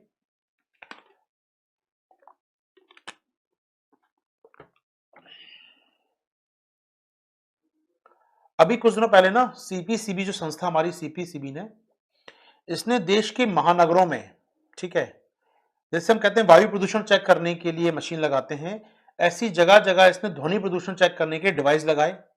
कितना शोर आता है शहर में, इसको चेक करने के लिए, और एक सर्वे जारी किया। ठीक है, एक सर्वे जारी किया, देश के कुछ बड़े महानगरों की बात करें तो उसने काम किया सर। अब सुन लीजिए एक बार, छोटा सा टॉपिक है लेकिन आज तक एग्जाम में आ जाए कभी तो पहचान लीजिएगा। National ambient air noise network, या मैं कहूं राष्ट्रीय परिवेशी ध्वनि निगरानी नेटवर्क, राष्ट्रीय नेशनल एम्बिएंट नॉइज, राष्ट्रीय परिवेशी ध्वनि निगरानी नेटवर्क, आराम से पूरा लिख रहा हूं मैं, तो परिवेशी एम्बिएंट, परिवेशी ध्वनि यानी नॉइज निगरानी नेटवर्क, ठीक है, national ambient noise monitoring network, NANMN, एक कार्यक्रम लॉन्च किया जिसके तहत सीपीसीबी ने सर क्या किया, देश के कुछ महानगरों में, हालांकि इन्होंने 10 महानगर आइडेंटिफाई किए थे, तो 10 महानगर, चेन्नई, अहमदाबाद, दिल्ली, कोलकाता, बेंगलोर, मुंबई, बड़े बड़े 10 महानगर आइडेंटिफाई किए, और इन्होंने चेक किया कि किस शहर में ध्वनि पॉल्यूशन ज्यादा रहता है। ठीक है, चेक करना था, कर लिया। तो जो रिपोर्ट आई उसके मुताबिक दिन के समय लखनऊ शहर और रात के समय चेन्नई शहर सबसे ज्यादा नॉइस पॉल्यूशन पैदा करते हैं। दिन के समय लखनऊ शहर और रात के समय चेन्नई शहर बहुत ज्यादा नॉइस पॉल्यूशन करते हैं, ये कहा गया सर्वे में। पीटी में कभी आ जाए तो पहचान लीजिएगा, ऐसा कोई मुश्किल बात नहीं होगी दोस्तों। तो यहां पर ये किसने सर्वे किया? सीपीसीबी ने, क्योंकि इसका नाम क्या है, मानक जारी करना और निगरानी करना। तो मानक तो हो गए, दिखाई टेबल बना लिया आपने, मानक हो गए वो, तो निगरानी करना भी काम है इसका, निगरानी कर रहा है नेटवर्क के जरिए, निगरानी कर रहा है नेटवर्क के जरिए सर। ये आपको याद होगा, एयर क्वालिटी निगरानी करता है, वायु गुणवत्ता निगरानी करता है, पानी की निगरानी करता है, ये काम है इसका निगरानी करना। तो निगरानी करने नेटवर्क का नाम क्या? सीपीसीबी के national ambient noise monitoring network, परिवेशी ध्वनि निगरानी नेटवर्क। 10 शहरों की जांच कर रहा है ये। उसमें इसने बताया कि लखनऊ जो है मोस्ट, दिन के समय सुबह 6 से रात के 10 की बात करें तो उसमें बहुत ज्यादा पॉल्यूशन होता है, नॉइज पॉल्यूशन लखनऊ में, और रात के समय देखा जाए तो चेन्नई में बहुत ज्यादा ध्वनि प्रदूषण देखा जाता है। ठीक है सर, चलिए 10 शहरों में की बात कर रहे हैं हम लोग यहां पर, तो ये सर्वे आ चुका है सामने। चलिए आइए दोस्तों, ये खत्म होता है हमारा नॉइज पॉल्यूशन, छोटा सा टॉपिक था, नॉइज पॉल्यूशन खत्म होता है। मूव करेंगे आपके साथ अनदर पॉल्यूशन कैटेगरी में, मूव करेंगे हम लोग, और अगला टॉपिक है बात करने के लिए, वो है जल प्रदूषण। जी हाँ, अगला प्रदूषण है छोटा सा, छोटा तो नहीं है, थोड़ा बड़ा काम करना पड़ेगा इसमें भी। वायु के बाद जल एक बड़ा टॉपिक है, इसलिए हमने ध्वनि करा दी बीच में, छोटा सा टॉपिक था, कवर हो गया हमारा छोटा सा। बात करेंगे आपके साथ जल प्रदूषण की, हेड बनाएंगे वाटर पॉल्यूशन। ठीक है सर।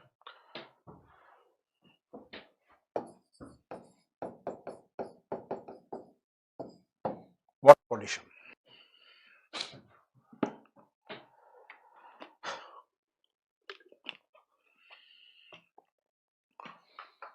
तो अब आप जानते हैं सीपीसीबी, लिखवाने के बाद जाऊंगा मैं सीपीसीबी का काम क्या है।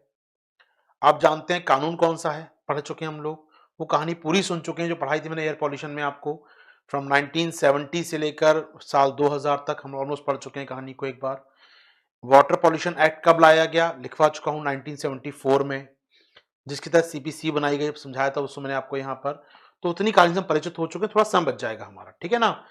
तो हम याद करें दोस्तों, तो देश में वाटर पॉल्यूशन याद होगा आपको, प्रदूषण नियंत्रण और निवारण अधिनियम ना, pollution control and prevention act 1974 लाया गया दोस्तों, जिसके तहत बनाई गई थी सीपीसीबी, याद होगा आपको। आपने सीपीसीबी का होम पेज अगर चेक किया हो, इसका अबाउट अस चेक किया हो, तो आपको मिलेगा बनाया गया था सी एक्ट के तहत इसको।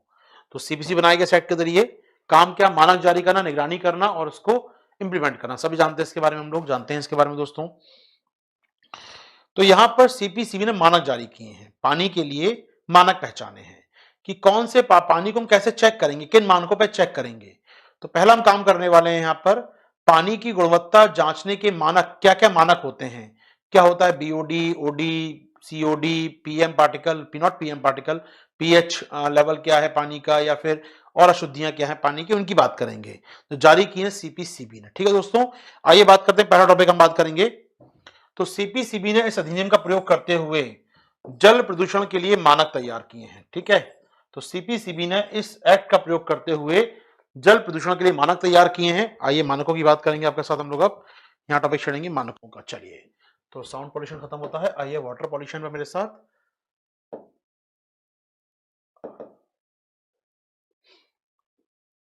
ठीक है।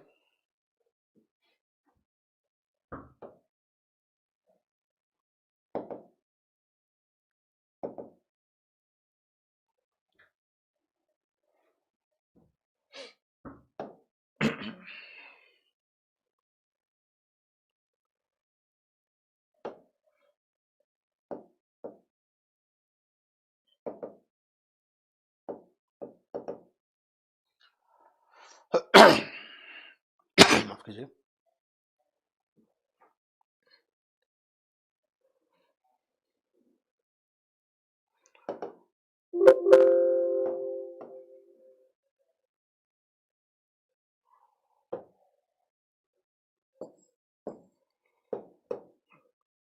ओके दोस्तों, ठीक है।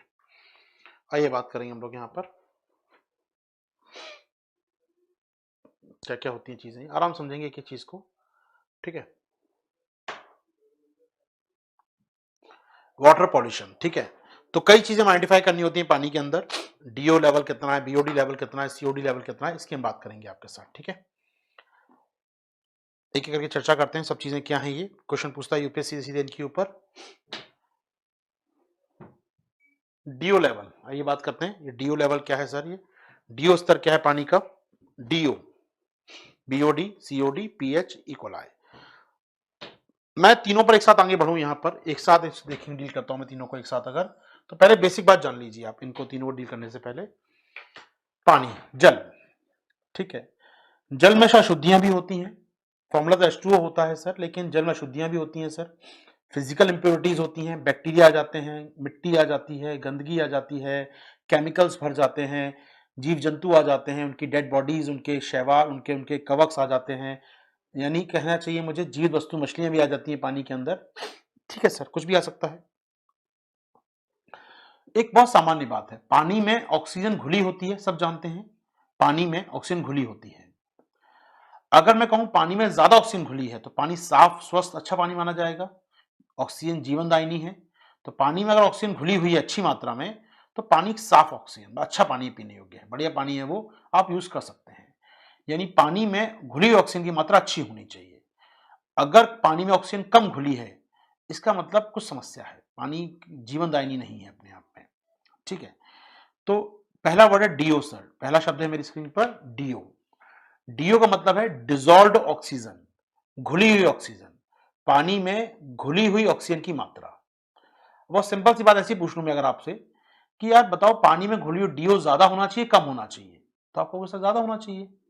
अगर ये कम हो गया तो क्या पानी पीने योग्य बचेगा?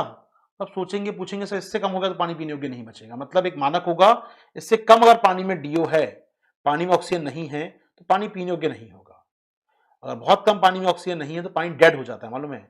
जब ऑक्सीजन मात्रा खत्म हो जाएगी पानी में ना, वो डेड हो जाएगा, क्योंकि जीवन को सपोर्ट ही नहीं कर पाएगा। ना वहां मछलियां मिलेंगी आपको, ना वहां कोई आपको शैवाल मिलेंगे, ना कोई बैक्टीरिया पनप पाएगा, पानी खत्म हो जाएगा।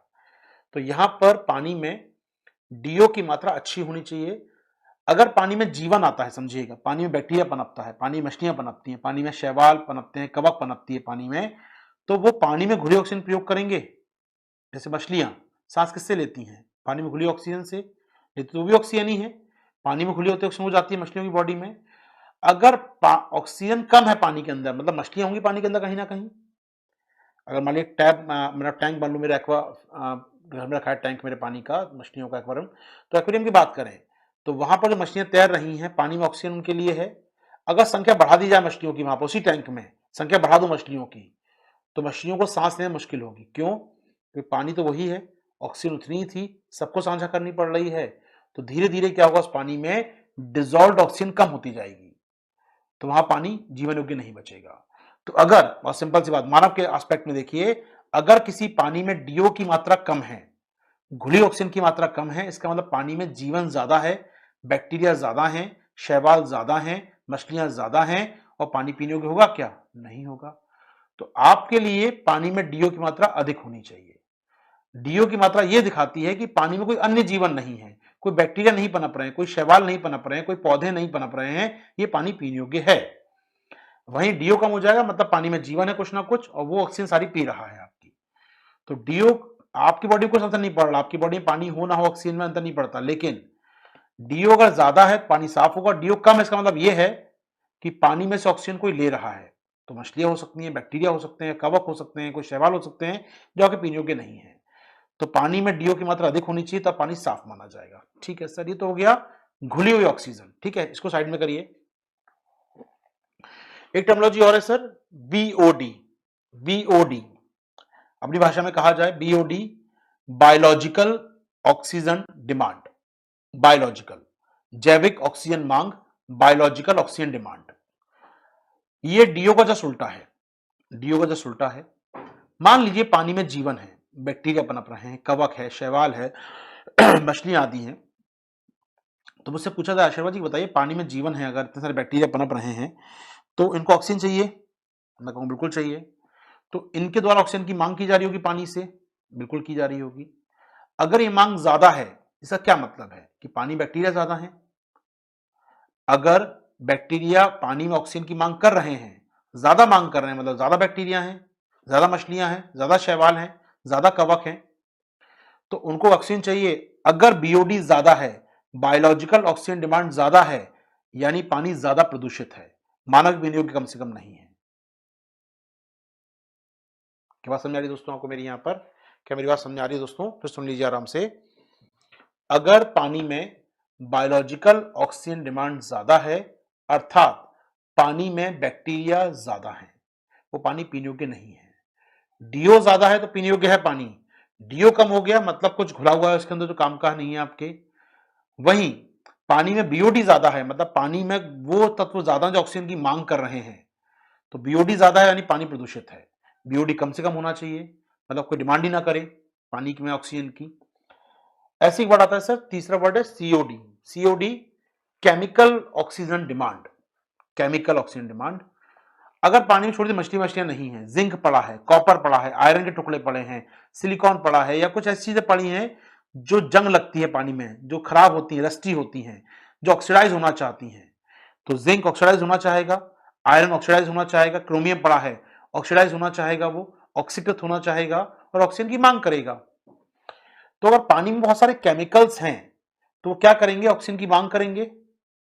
तो सीओडी अगर ज्यादा है, केमिकल ऑक्सीजन डिमांड अगर ज्यादा, ये शो करेगा कि पानी बहुत सारे केमिकल्स हैं, बहुत सारे रसायन हैं, बहुत सारे तत्व हैं, ये पानी पीने योग्य नहीं है। पानी में सीओडी कम है मतलब पानी धातु मुक्त है, इसमें ना तो जिंक है, ना आयरन है, ना समस्या है, ये पानी पीने योग्य है। 3 चीजें हैं दोस्तों, घुली हुई oxygen, biological oxygen demand, chemical oxygen demand. ठीक है दोस्तों, यहां पर क्या बात तीनों समझ में आई है आपको? फिर आगे बढ़ेंगे आपके साथ। तीनों समझ में आ गया सर? डीओ, बीओडी, सीओडी, एक एक लाइन लिखवा देता हूं जिससे आपको याद रहेगा हमेशा के लिए। लिख लीजिए फटाफट, बीओडी, सीओडी, एक एक लाइन जोड़ लीजिए दोस्तों। पहला होता है डीओ, एक एक लाइन फटाफट जोड़ेंगे। डीओ, एक लाइन लिखेंगे फटाफट। डीओ क्या है सर? डीओ, डीओ यानी कि डिजॉल्व ऑक्सीजन, घुली हुई ऑक्सीजन। एक लाइन जोड़ लीजिएगा सर यहां पर, एक लाइन लिखिएगा, पानी में घुली हुई ऑक्सीजन की मात्रा, एक लाइन जोड़िएगा, पानी में घुली हुई ऑक्सीजन की मात्रा, ऑक्सीजन की मात्रा पानी में उपस्थित, पानी में उपस्थित उपस्थित जैविक और अजैविक तत्वों की संख्या को दिखाती है। जैविक और अजैविक तत्वों की संख्या को दिखाती है। जैविक और अजैविक तत्वों की संख्या को दिखाती है। यदि डीओ का स्तर कम है, यदि डीओ का स्तर कम है, का स्तर कम है, तो पानी अधिक प्रदूषित माना जाएगा। तो डीओ का स्तर कम है तो पानी अधिक प्रदूषित माना जाएगा। यानी उसमें रसायन है, उसमें जीव जंतु जी रहे हैं, यानी कुल मिला के समस्या है। तो पानी अगर संख्या ज्यादा है, डीओ की संख्या कम है, तो पॉल्यूशन ज्यादा है। मतलब बाकी चीजें घुली हुई हैं पानी के अंदर जो ऑक्सीजन खींच रही है पानी की, मतलब पानी पीनोगे नहीं है आपके। ठीक है, सिंपल सी बात दोस्तों। दूसरा लिखिएगा बीओडी, दूसरा है सर बीओडी, बीओडी जैविक ऑक्सीजन मांग, जैविक ऑक्सीजन मांग, बायोलॉजिकल ऑक्सीजन डिमांड, जैविक ऑक्सीजन मांग, बायोलॉजिकल ऑक्सीजन डिमांड, पानी में उपस्थित जैविक पदार्थ, पानी में उपस्थित जैविक अशुद्धियां, पानी में उपस्थित जैविक अशुद्धियां, पानी में उपस्थित जैविक अशुद्धियां अपने श्वसन के लिए, अपने रेस्पिरेशन, अपने सांस लेने के लिए, अपने श्वसन के लिए, अपने श्वसन के लिए या अपने अपघटन के लिए, या अपने अपघटन के लिए ऑक्सीजन की मांग करती हैं, ऑक्सीजन की मांग करती हैं। इसी मांग को बीओडी कहा जाता है। इसी मांग को बीओडी कहा जाता है।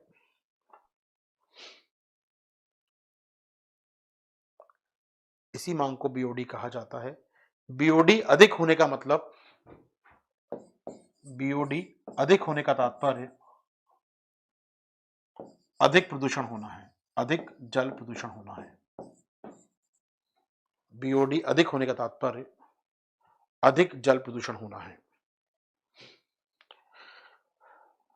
अधिक जल प्रदूषण होना है।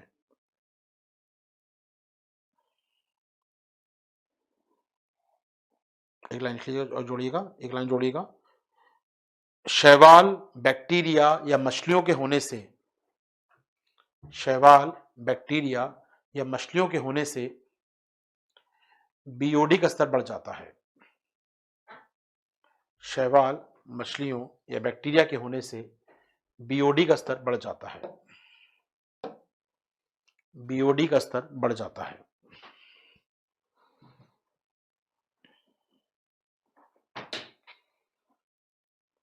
तीसरा लिखेंगे दोस्तों, तीसरा है सीओडी।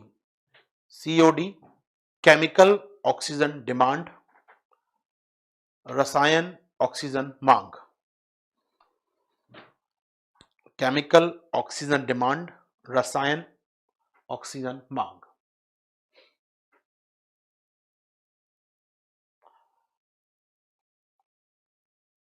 देखेंगे, पानी में उपस्थित, पानी में उपस्थित कार्बनिक व अकार्बनिक पदार्थ,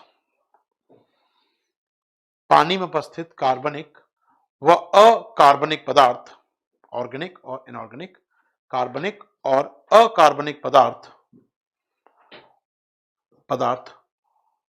ऑक्सीकृत एवं अपघटित होने के लिए, ऑक्सीडाइज और डिकम्पोज, ऑक्सीकृत और अपघटित होने के लिए, ऑक्सीकृत और अपघटित होने के लिए,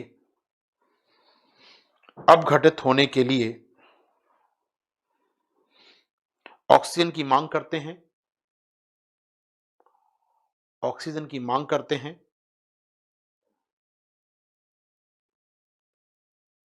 ऑक्सीजन की मांग करते हैं, जिसे सीओडी कहा जाता है, जिसे सीओडी कहा जाता है।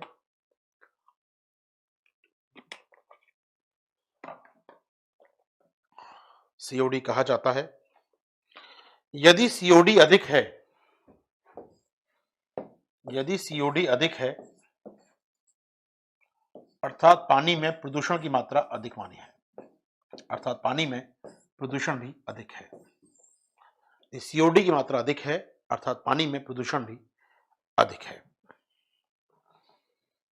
प्रदूषण भी अधिक है। पानी में उपस्थित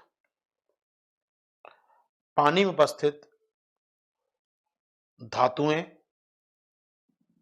पानी में उपस्थित धातुएं, सड़े गले पदार्थ, सड़े गले पदार्थ, रसायन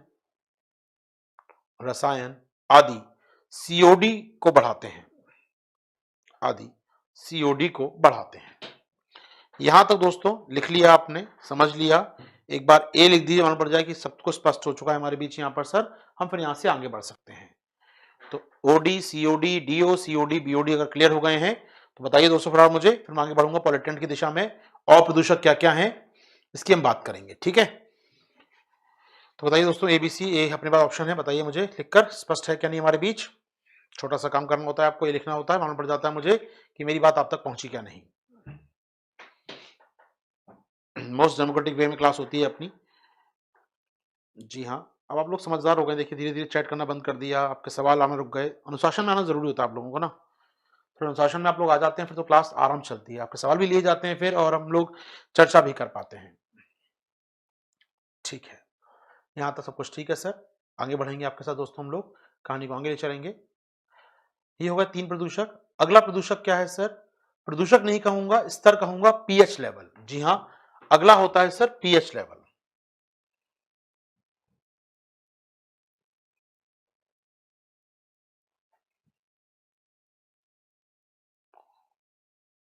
ठीक है, पीएच लेवल बात करें। पीएच लेवल क्या होता है सर? सुना है, बचपन सुना है पीएच लेवल, पीएच याद है कि पीएच मान या पीएच लेवल सर, पीएच मान या पीएच लेवल की बात करें।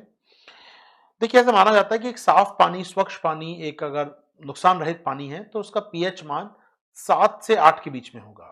पीएच स्केल होता है 0 14 तक जानते हैं। जितना 0 के आसपास है, 1 2 3 7 तक है तो पानी अम्लीय या वो लिक्विड अम्लीय होगा, एसिडिक होगा। 7 से ऊपर है, 8 9 10 11 14 तक है तो वो चीज क्षारीय होगी। पढ़ते हुए आ रहे हैं हम लोग, ठीक है। तो अलग अलग जो लिक्विड होते हैं, चाहे आपका ब्लड हो या यूरिन हो या फिर आपका पानी हो, समुद्र का पानी हो, अलग प्रकार की लिक्विड की अलग पीएच वैल्यू होती है। पीएच वैल्यू कौन डिसाइड करता है? उसमें मिली अशुद्धियां, आपके रक्त के अंदर सेल हैं, कोशिकाएं हैं, जो प्लाज्मा है या बाकी जो सेल के उपकरण है, कोशिका के उपकरण है, वो पानी को या आपके लिक्विड को, आपके रक्त को अलग प्रकार का बनाते हैं। दूध में उपस्थित तत्व उसके उसके पीएच मान को अलग करते हैं। यूरिन होता है उसमें अलग पीएच वैल्यू होगी। समुद्र के पानी का क्षारीय होता है, थोड़ा तो लवण ज्यादा होते हैं, सॉल्ट ज्यादा होते हैं। या पीने के पानी की बात करें, साफ पानी की बात करें तो उसका पीएच मान 7 से 8 के मध्य होना चाहिए, ठीक है। अगर इससे कम है तो पानी पीने योग्य नहीं है, अधिक है तो पानी पीने योग्य नहीं है। तो हम मानते हैं कि एक साफ पानी का, एक पीने योग्य पानी का पीएच मान 7 से 8 के बीच होना चाहिए, तुलनात्मक थोड़ा क्षारीय।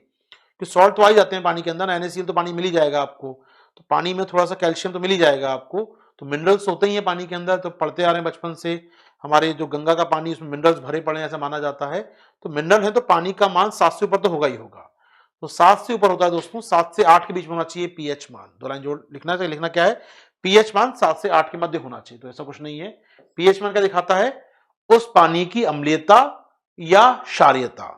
7 से ऊपर है तो पानी क्षारीय होगा, 7 से कम है तो पानी अम्लीय होगा।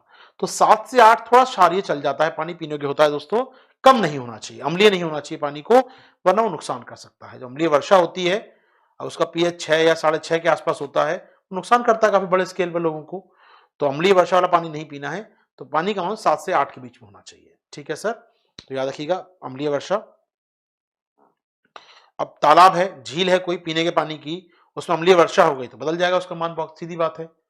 ठीक है, चलिए आगे बढ़े दोस्तों। एक और चीज हमारे पास दोस्तों काम की है, वो है ई कोलाई। जी हाँ, ई कोलाई, ई कोलीफॉर्म की बात करें हम लोग, ई कोलीफॉर्म ये बैक्टीरिया का नाम है दोस्तों। ई कोलीफॉर्म एक बैक्टीरिया है एक प्रकार का। ठीक है सर, कम मात्रा में पानी में हमेशा होता है, आपके अंदर शरीर में हमेशा रहता है, कम मात्रा में आपके शरीर में होता है और आपकी पाचन तंत्र को, आपके जो डाइजेस्ट सिस्टम है उसे बेहतर करता है। पानी के साथ जाता है, बॉडी में पर्याप्त मात्रा में रहता है, खाने को पचाता है, उसे डिकम्पोज करता है, उसे ये हल्के अणुओं में तोड़ देता है। तो ई कोलाई फॉर्म अच्छी बात है, कुछ हद तक, कुछ सीमा तक। नहीं होगा तो आपका खाना डाइजेस्ट नहीं होगा, पानी पीते तो रहेंगे आप, लेकिन कोई मतलब नहीं बचेगा पानी पीने का। तो जीरो होना भी नहीं चाहिए सर। जीरो होना भी मतलब साफ पानी होगा, पाएंगे बैक्टीरिया मुक्त पानी है, साफ पानी है, लेकिन वो पानी को मतलब का नहीं होगा आपके शरीर के लिए। वहीं बहुत ज्यादा हो गया, हजारों की संख्या में, लाखों की संख्या में हो गया, तो आप खाएंगे, पानी पिएंगे और आपकी बॉडी में लाखों की संख्या में है, तो इतना तोड़ देगा आपके खाने को कि वो निकल जाएगा। यानी लूज मोशन, कई प्रकार के हैजा, कई प्रकार की और बीमारियां पैदा करता है। जी हाँ, तो हैजा जो पैदा करता है शरीर के अंदर, यही बैक्टीरिया जिम्मेदार होता है। तो पानी की गंदगी से होने बीमारियां, चाहे वो टाइफाइड हो, हैजा हो, या ऐसी कोई बीमारी जुड़ी है पानी की, गंदे पानी से, उसमें जरूरी तत्व इकोलाई होता है। इकोलाई की मात्रा बढ़ गई शरीर के अंदर तो ये पूरा सिस्टम बिगाड़ देगा आपका, बच्चों को बीमार कर देगा, मौत तक कर देगा इकोलाई की संख्या बढ़ने से। ठीक है सर, तो ये गंदे पानी से बीमारियां जो होती हैं आमतौर पर वो ई कोलाई के बढ़ने से होती हैं। ठीक है सर, तो ई कोलाई जीरो होगा, साफ तो होगा, पी भी लेंगे, गले की प्यास बुझ जाएगी, लेकिन वो आपके लिए औषधि नहीं है। आप सुनिएगा दोस्तों, एक बात समझिएगा, हमारे आयुर्वेद में कहा गया है कि जल एक औषधि है। सही समय पर, सही मात्रा में, सही तापमान का जल अगर पिया जाए तो अपने आप में एक औषधि है बकायदा। सुबह के समय कितना जल पिए, कितने तापमान का पिए, रात के समय कितना पिए, दिन के समय कितना पिए, किस समय पिए पानी को, किस समय ना पिए, खाने के बाद पिए, ना पिए खाने के पहले, वॉटेवर जो एक नियम बताए गए हैं जल ग्रहण करने के, अगर उस हिसाब से जल पिया जाए उतने तापमान का, साफ करके, उबाल के या ना उबाल के, तो वो जल आपके लिए एक औषधि का काम करता है। तो औषधि है सर जल, तो माना जाए। अब सोचिएगा जल औषधि क्यों है, उसमें कुछ खनिज तत्व हैं, कुछ मिनरल्स हैं, सोडियम क्लोराइड है, नमक है, या कुछ और चीजें हैं उसके अंदर डली है, कैल्शियम कार्बोनेट डला है उसके अंदर, बॉडी में जाएगा, मिनरल्स मिलते हैं बॉडी को। ठीक है, अब मैं पानी को फिल्टर कर दूं, मान लीजिए 100%, आजकल दावा करती हैं आरओ मशीनें, पूरा पानी फिल्टर, कोई मिनरल नहीं, सारे खनिज हटा दिए, सारे बैक्टीरिया हटा दिए मैंने, पानी बिल्कुल साफ हो गया, बिल्कुल क्रिस्टल क्लियर पानी है, कोई औषधि नहीं है, कोई अशुद्धि नहीं है उसके अंदर, कोई अशुद्धि नहीं, कोई इकोलाई नहीं, कोई बैक्टीरिया नहीं, कोई मिनरल नहीं, सबको हटा दिया मैंने, हटा दिया आप बोल सकते हैं। लेकिन जो पानी मिला, क्या औषधि बचा? वो औषधि तो नहीं है, कम से कम अब वो औषधि नहीं है, और पानी सब कुछ हट चुका है, वो आपके गले की प्यास बुझा देगा, लेकिन वो औषधि का काम नहीं करेगा। तो यहां पर चिंता हमको वो भी होती है कि पानी के अंदर पर्याप्त मात्रा में तो रहे चीजें, ये तो मानक तय किए जाते हैं, इतना पानी तो हो कम से कम। आजकल बहुत सारे फिल्टर आ गए हैं, वाटर फिल्टर आ गए हैं जो दावा करते हैं 100% फिल्टर, पानी में कोई बैक्टीरिया नहीं होगा। जनाब कुछ तो बैक्टीरिया चाहिए ना हमको यहाँ पानी में, हमें कुछ तो इकोलाई चाहिए अपने शरीर के अंदर। आप आरओ मशीन लगाते हैं, आप आरओ प्लस मशीन लगाते हैं, आरओ प्लस मशीन दावा करती है कि पानी में ना घुली अशुद्धियां और घुली अशुद्धियां दोनों दूर हो जाती हैं। पानी में घुली क्या नहीं है, मानिए एक बैक्टीरिया है नहीं घुला है, कंकड़, धूला, पत्थर, पेड़ पौधे, पक्षियां, मछलियां नहीं घुली हैं, वो फिल्टर हो जाएगा, चलिए अच्छी बात है। पानी में जो घुल चुकी हैं, जो मिनरल्स घुल चुके हैं, सॉल्ट घुल चुके हैं, नमक घुल चुका है, उसको फिल्टर कर देगा आरओ प्लस, आपका आयनाइज करेगा, फिल्टर कर देगा, तो पानी तो साफ हो जाएगा। हवा साफ होके आती है, अच्छी बात है, हवा के अंदर शुद्धियां नहीं होनी चाहिए। पानी अगर पूरा साफ हो गया, पूरा उसमें से जो सॉल्ट थे, जो डिजोल्व सॉल्ट थे, जो घुले हुए नमक थे, जो घुले हुए लवण थे, वो हटा देंगे अगर आप पूरा उसमें से, तो पानी पीने योग्य तो होगा, साफ तो होगा, पानी नहीं होगा, औषधि नहीं होगी। तो चिंता भारत सरकार को भी रहती है यहाँ पर, और भारत सरकार ने इसलिए आरओ प्लस पर, मैं कहूंगा भारत सरकार कह लूं अच्छा रहेगा, एनजीटी, एक संस्था हमारी एनजीटी, उसने आरओ प्लस पर कई गाइडलाइन जारी की है कि भाई आरओ प्लस बेचो यार, लेकिन लोगों को बताओ कि आरओ प्लस का पानी मिनरल फ्री हो जाता है, औषधि नहीं मिलती है आपको इसमें, ये बिल्कुल इकोलाई नहीं मिलेगा जो आपके शरीर के लिए जरूरी है। तो पानी तो साफ करके दे रहे हैं आप, लेकिन पानी की आवश्यक चीजों को भी आप खींच लेते हैं। तो ये एक आवश्यक बुराई है अपने आप में, कि अपने आप में पानी तो साफ कर दिया जो साफ होना जरूरी है, लेकिन बुराई क्या हो गई कि जो आप मिनरल छीन लिया आपने इसमें से। तो चर्चा करेंगे आरओ की आगे जाकर, लेकिन ये चीजों का मान होना चाहिए, एक सीमा तक ये होना चाहिए। अगर इकोलाई बिल्कुल खत्म हो जाएगा तो पानी पीने योग्य तो होगा, लेकिन वो कोई शरीर को फायदा नहीं पहुंचेगा। हाँ, ज्यादा हो गया इकोलाई तो बहुत समस्या बढ़ जाएंगी आपके लिए, लोगों की मौत तक हो सकती है इकोलाई बैक्टीरिया से सर। अच्छा, एक चीज सुन लीजिए, यहाँ पर यहीं पे जोड़ लेते हैं, ई कोलाई की संख्या कैसे निकाली जाती है सर, कैसे मानते हैं ई कोलाई की संख्या? तो याद है शब्द चलता है एमपीएन, शब्द होता है एमपीएन, ई कोलाई के लिए एमपीएन शब्द। ये क्या है सर एमपीएन? हिंदी में कहते हैं अधिकतम संभाव्य संख्या, अधिकतम संभाव्य संख्या, संभाव्य प्रोबेबिलिटी शब्द सुनाओ आपने, प्रायिकता सुनाओ शब्द, ये उससे निकला ये संभाव्यता। अधिकतम संभाव्य संख्या, most probable number, most probable यानी कितनी संभावना है पानी में इसके होने की, मोस्ट प्रोबेबल अधिकतम संभाव्य संख्या। क्या मतलब है सर इसका संभाव्य संख्या का? मैं कहता हूं मैंने 100 ml पानी लिया, 100 ml पानी लिया, लिक्विड है तो ml में काउंट करेंगे, लिया, और उसके अंदर मान लीजिए 300 एमपीएन ई कोलाई है, यानी ई कोलाई के 300 जीवाणु इस 100 ml पानी में है, 300 जीवाणु। तो पानी पीने के, हाँ बिल्कुल पीजिए, आराम से पानी करेंगे, 500 तक भी चल जाएगा, 500 के ऊपर बहुत मुश्किल हो जाती है। तो एमपीएन लेवल क्या, एमपीएन क्या यूनिट है कि इतनी संख्या में जीवाणु पानी के अंदर है, मोस्ट प्रोबेबल नंबर, अधिकतम संभाव्य संख्या। तो ई कोलाई को जो आप नापते हैं पानी में, तो आप नापते हैं किससे इसको? अधिकतम संभाव्य संख्या से, मोस्ट प्रोबेबल नंबर से। और मैं कहूं कि पानी में 50 से अधिक नहीं होना चाहिए, 50 एमपीएन होना चाहिए तो पानी साफ होगा, 500 से अधिक हो गया तो पानी प्रदूषित है, आप उससे हाँ उसको यूज नहीं कर सकते आप। 500 वाले पानी को गर्म करके पी लो, आराम से मना नहीं करेंगे। 500 के ऊपर पानी चला गया तो थोड़ा सा आपको ध्यान रखना पड़ेगा, फिल्टर करना पड़ेगा, बीमारी फैला सकता है वो। ठीक है सर, यहां तक बात स्पष्ट है दोस्तों? चलिए, तो ये आपकी चर्चा थी दोस्तों हमारे पास। चर्चा हम कंटिन्यू करेंगे आपके साथ आने वाले भी नेक्स्ट क्लास में, जब भी क्लास होगी आपकी मंडे को, हमारी मंडे क्लास होगी आपके साथ, तो कंटिन्यू करेंगे मंडे को आपकी चर्चा को, जल प्रदूषण की चर्चा को हम लोग मंडे कंटिन्यू करेंगे और बात करेंगे पूरे टॉपिक पर आपके साथ। हाल फिलहाल उम्मीद कर रहा हूं तो बातें स्पष्ट हैं। एक बार लास्ट में लिख दीजिए एबीसी, तो मालूम पड़ जाए कि आपको स्पष्ट हो चुका है दोस्तों। यहां तक बातें सामने आ चुकी हैं। हम बात करेंगे एमपीएन, हम बात करेंगे टीडीएस क्या होता है, हम बात करेंगे बाकी चीजों पर, लेकिन वो अगली क्लास में संभव होगा।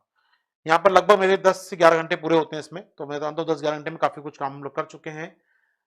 एक बार लिख दीजिए दोस्तों एबीसी, मालूम पड़ जाए सब कुछ क्लियर है हमारे बीच। जी हाँ सर, सब कुछ ठीक है। ओके स्वाति, ओके प्रतीक, मैसेज मिल गया मुझे आपका। विकास, सभी लोग देख रहे थे, शुक्रिया दोस्तों आपका देखने के लिए। तो अब मुलाकात होगी आपके साथ, मेरी मुलाकात होगी मंडे को शाम 8 बजे से थोड़ा पहले, आप देख सकते हैं टाइम क्या रहेगा, बता दिया जाएगा आपको। ठीक है, तो मुलाकात करेंगे मंडे को आपके साथ, 360 भी नहीं होगा 2 दिन, तो मंडे को मुलाकात करेंगे दोस्तों आपके साथ। तब तक लीजिए आज्ञा। थैंक यू, शुक्रिया, शुभ रात्रि, जय हिंद।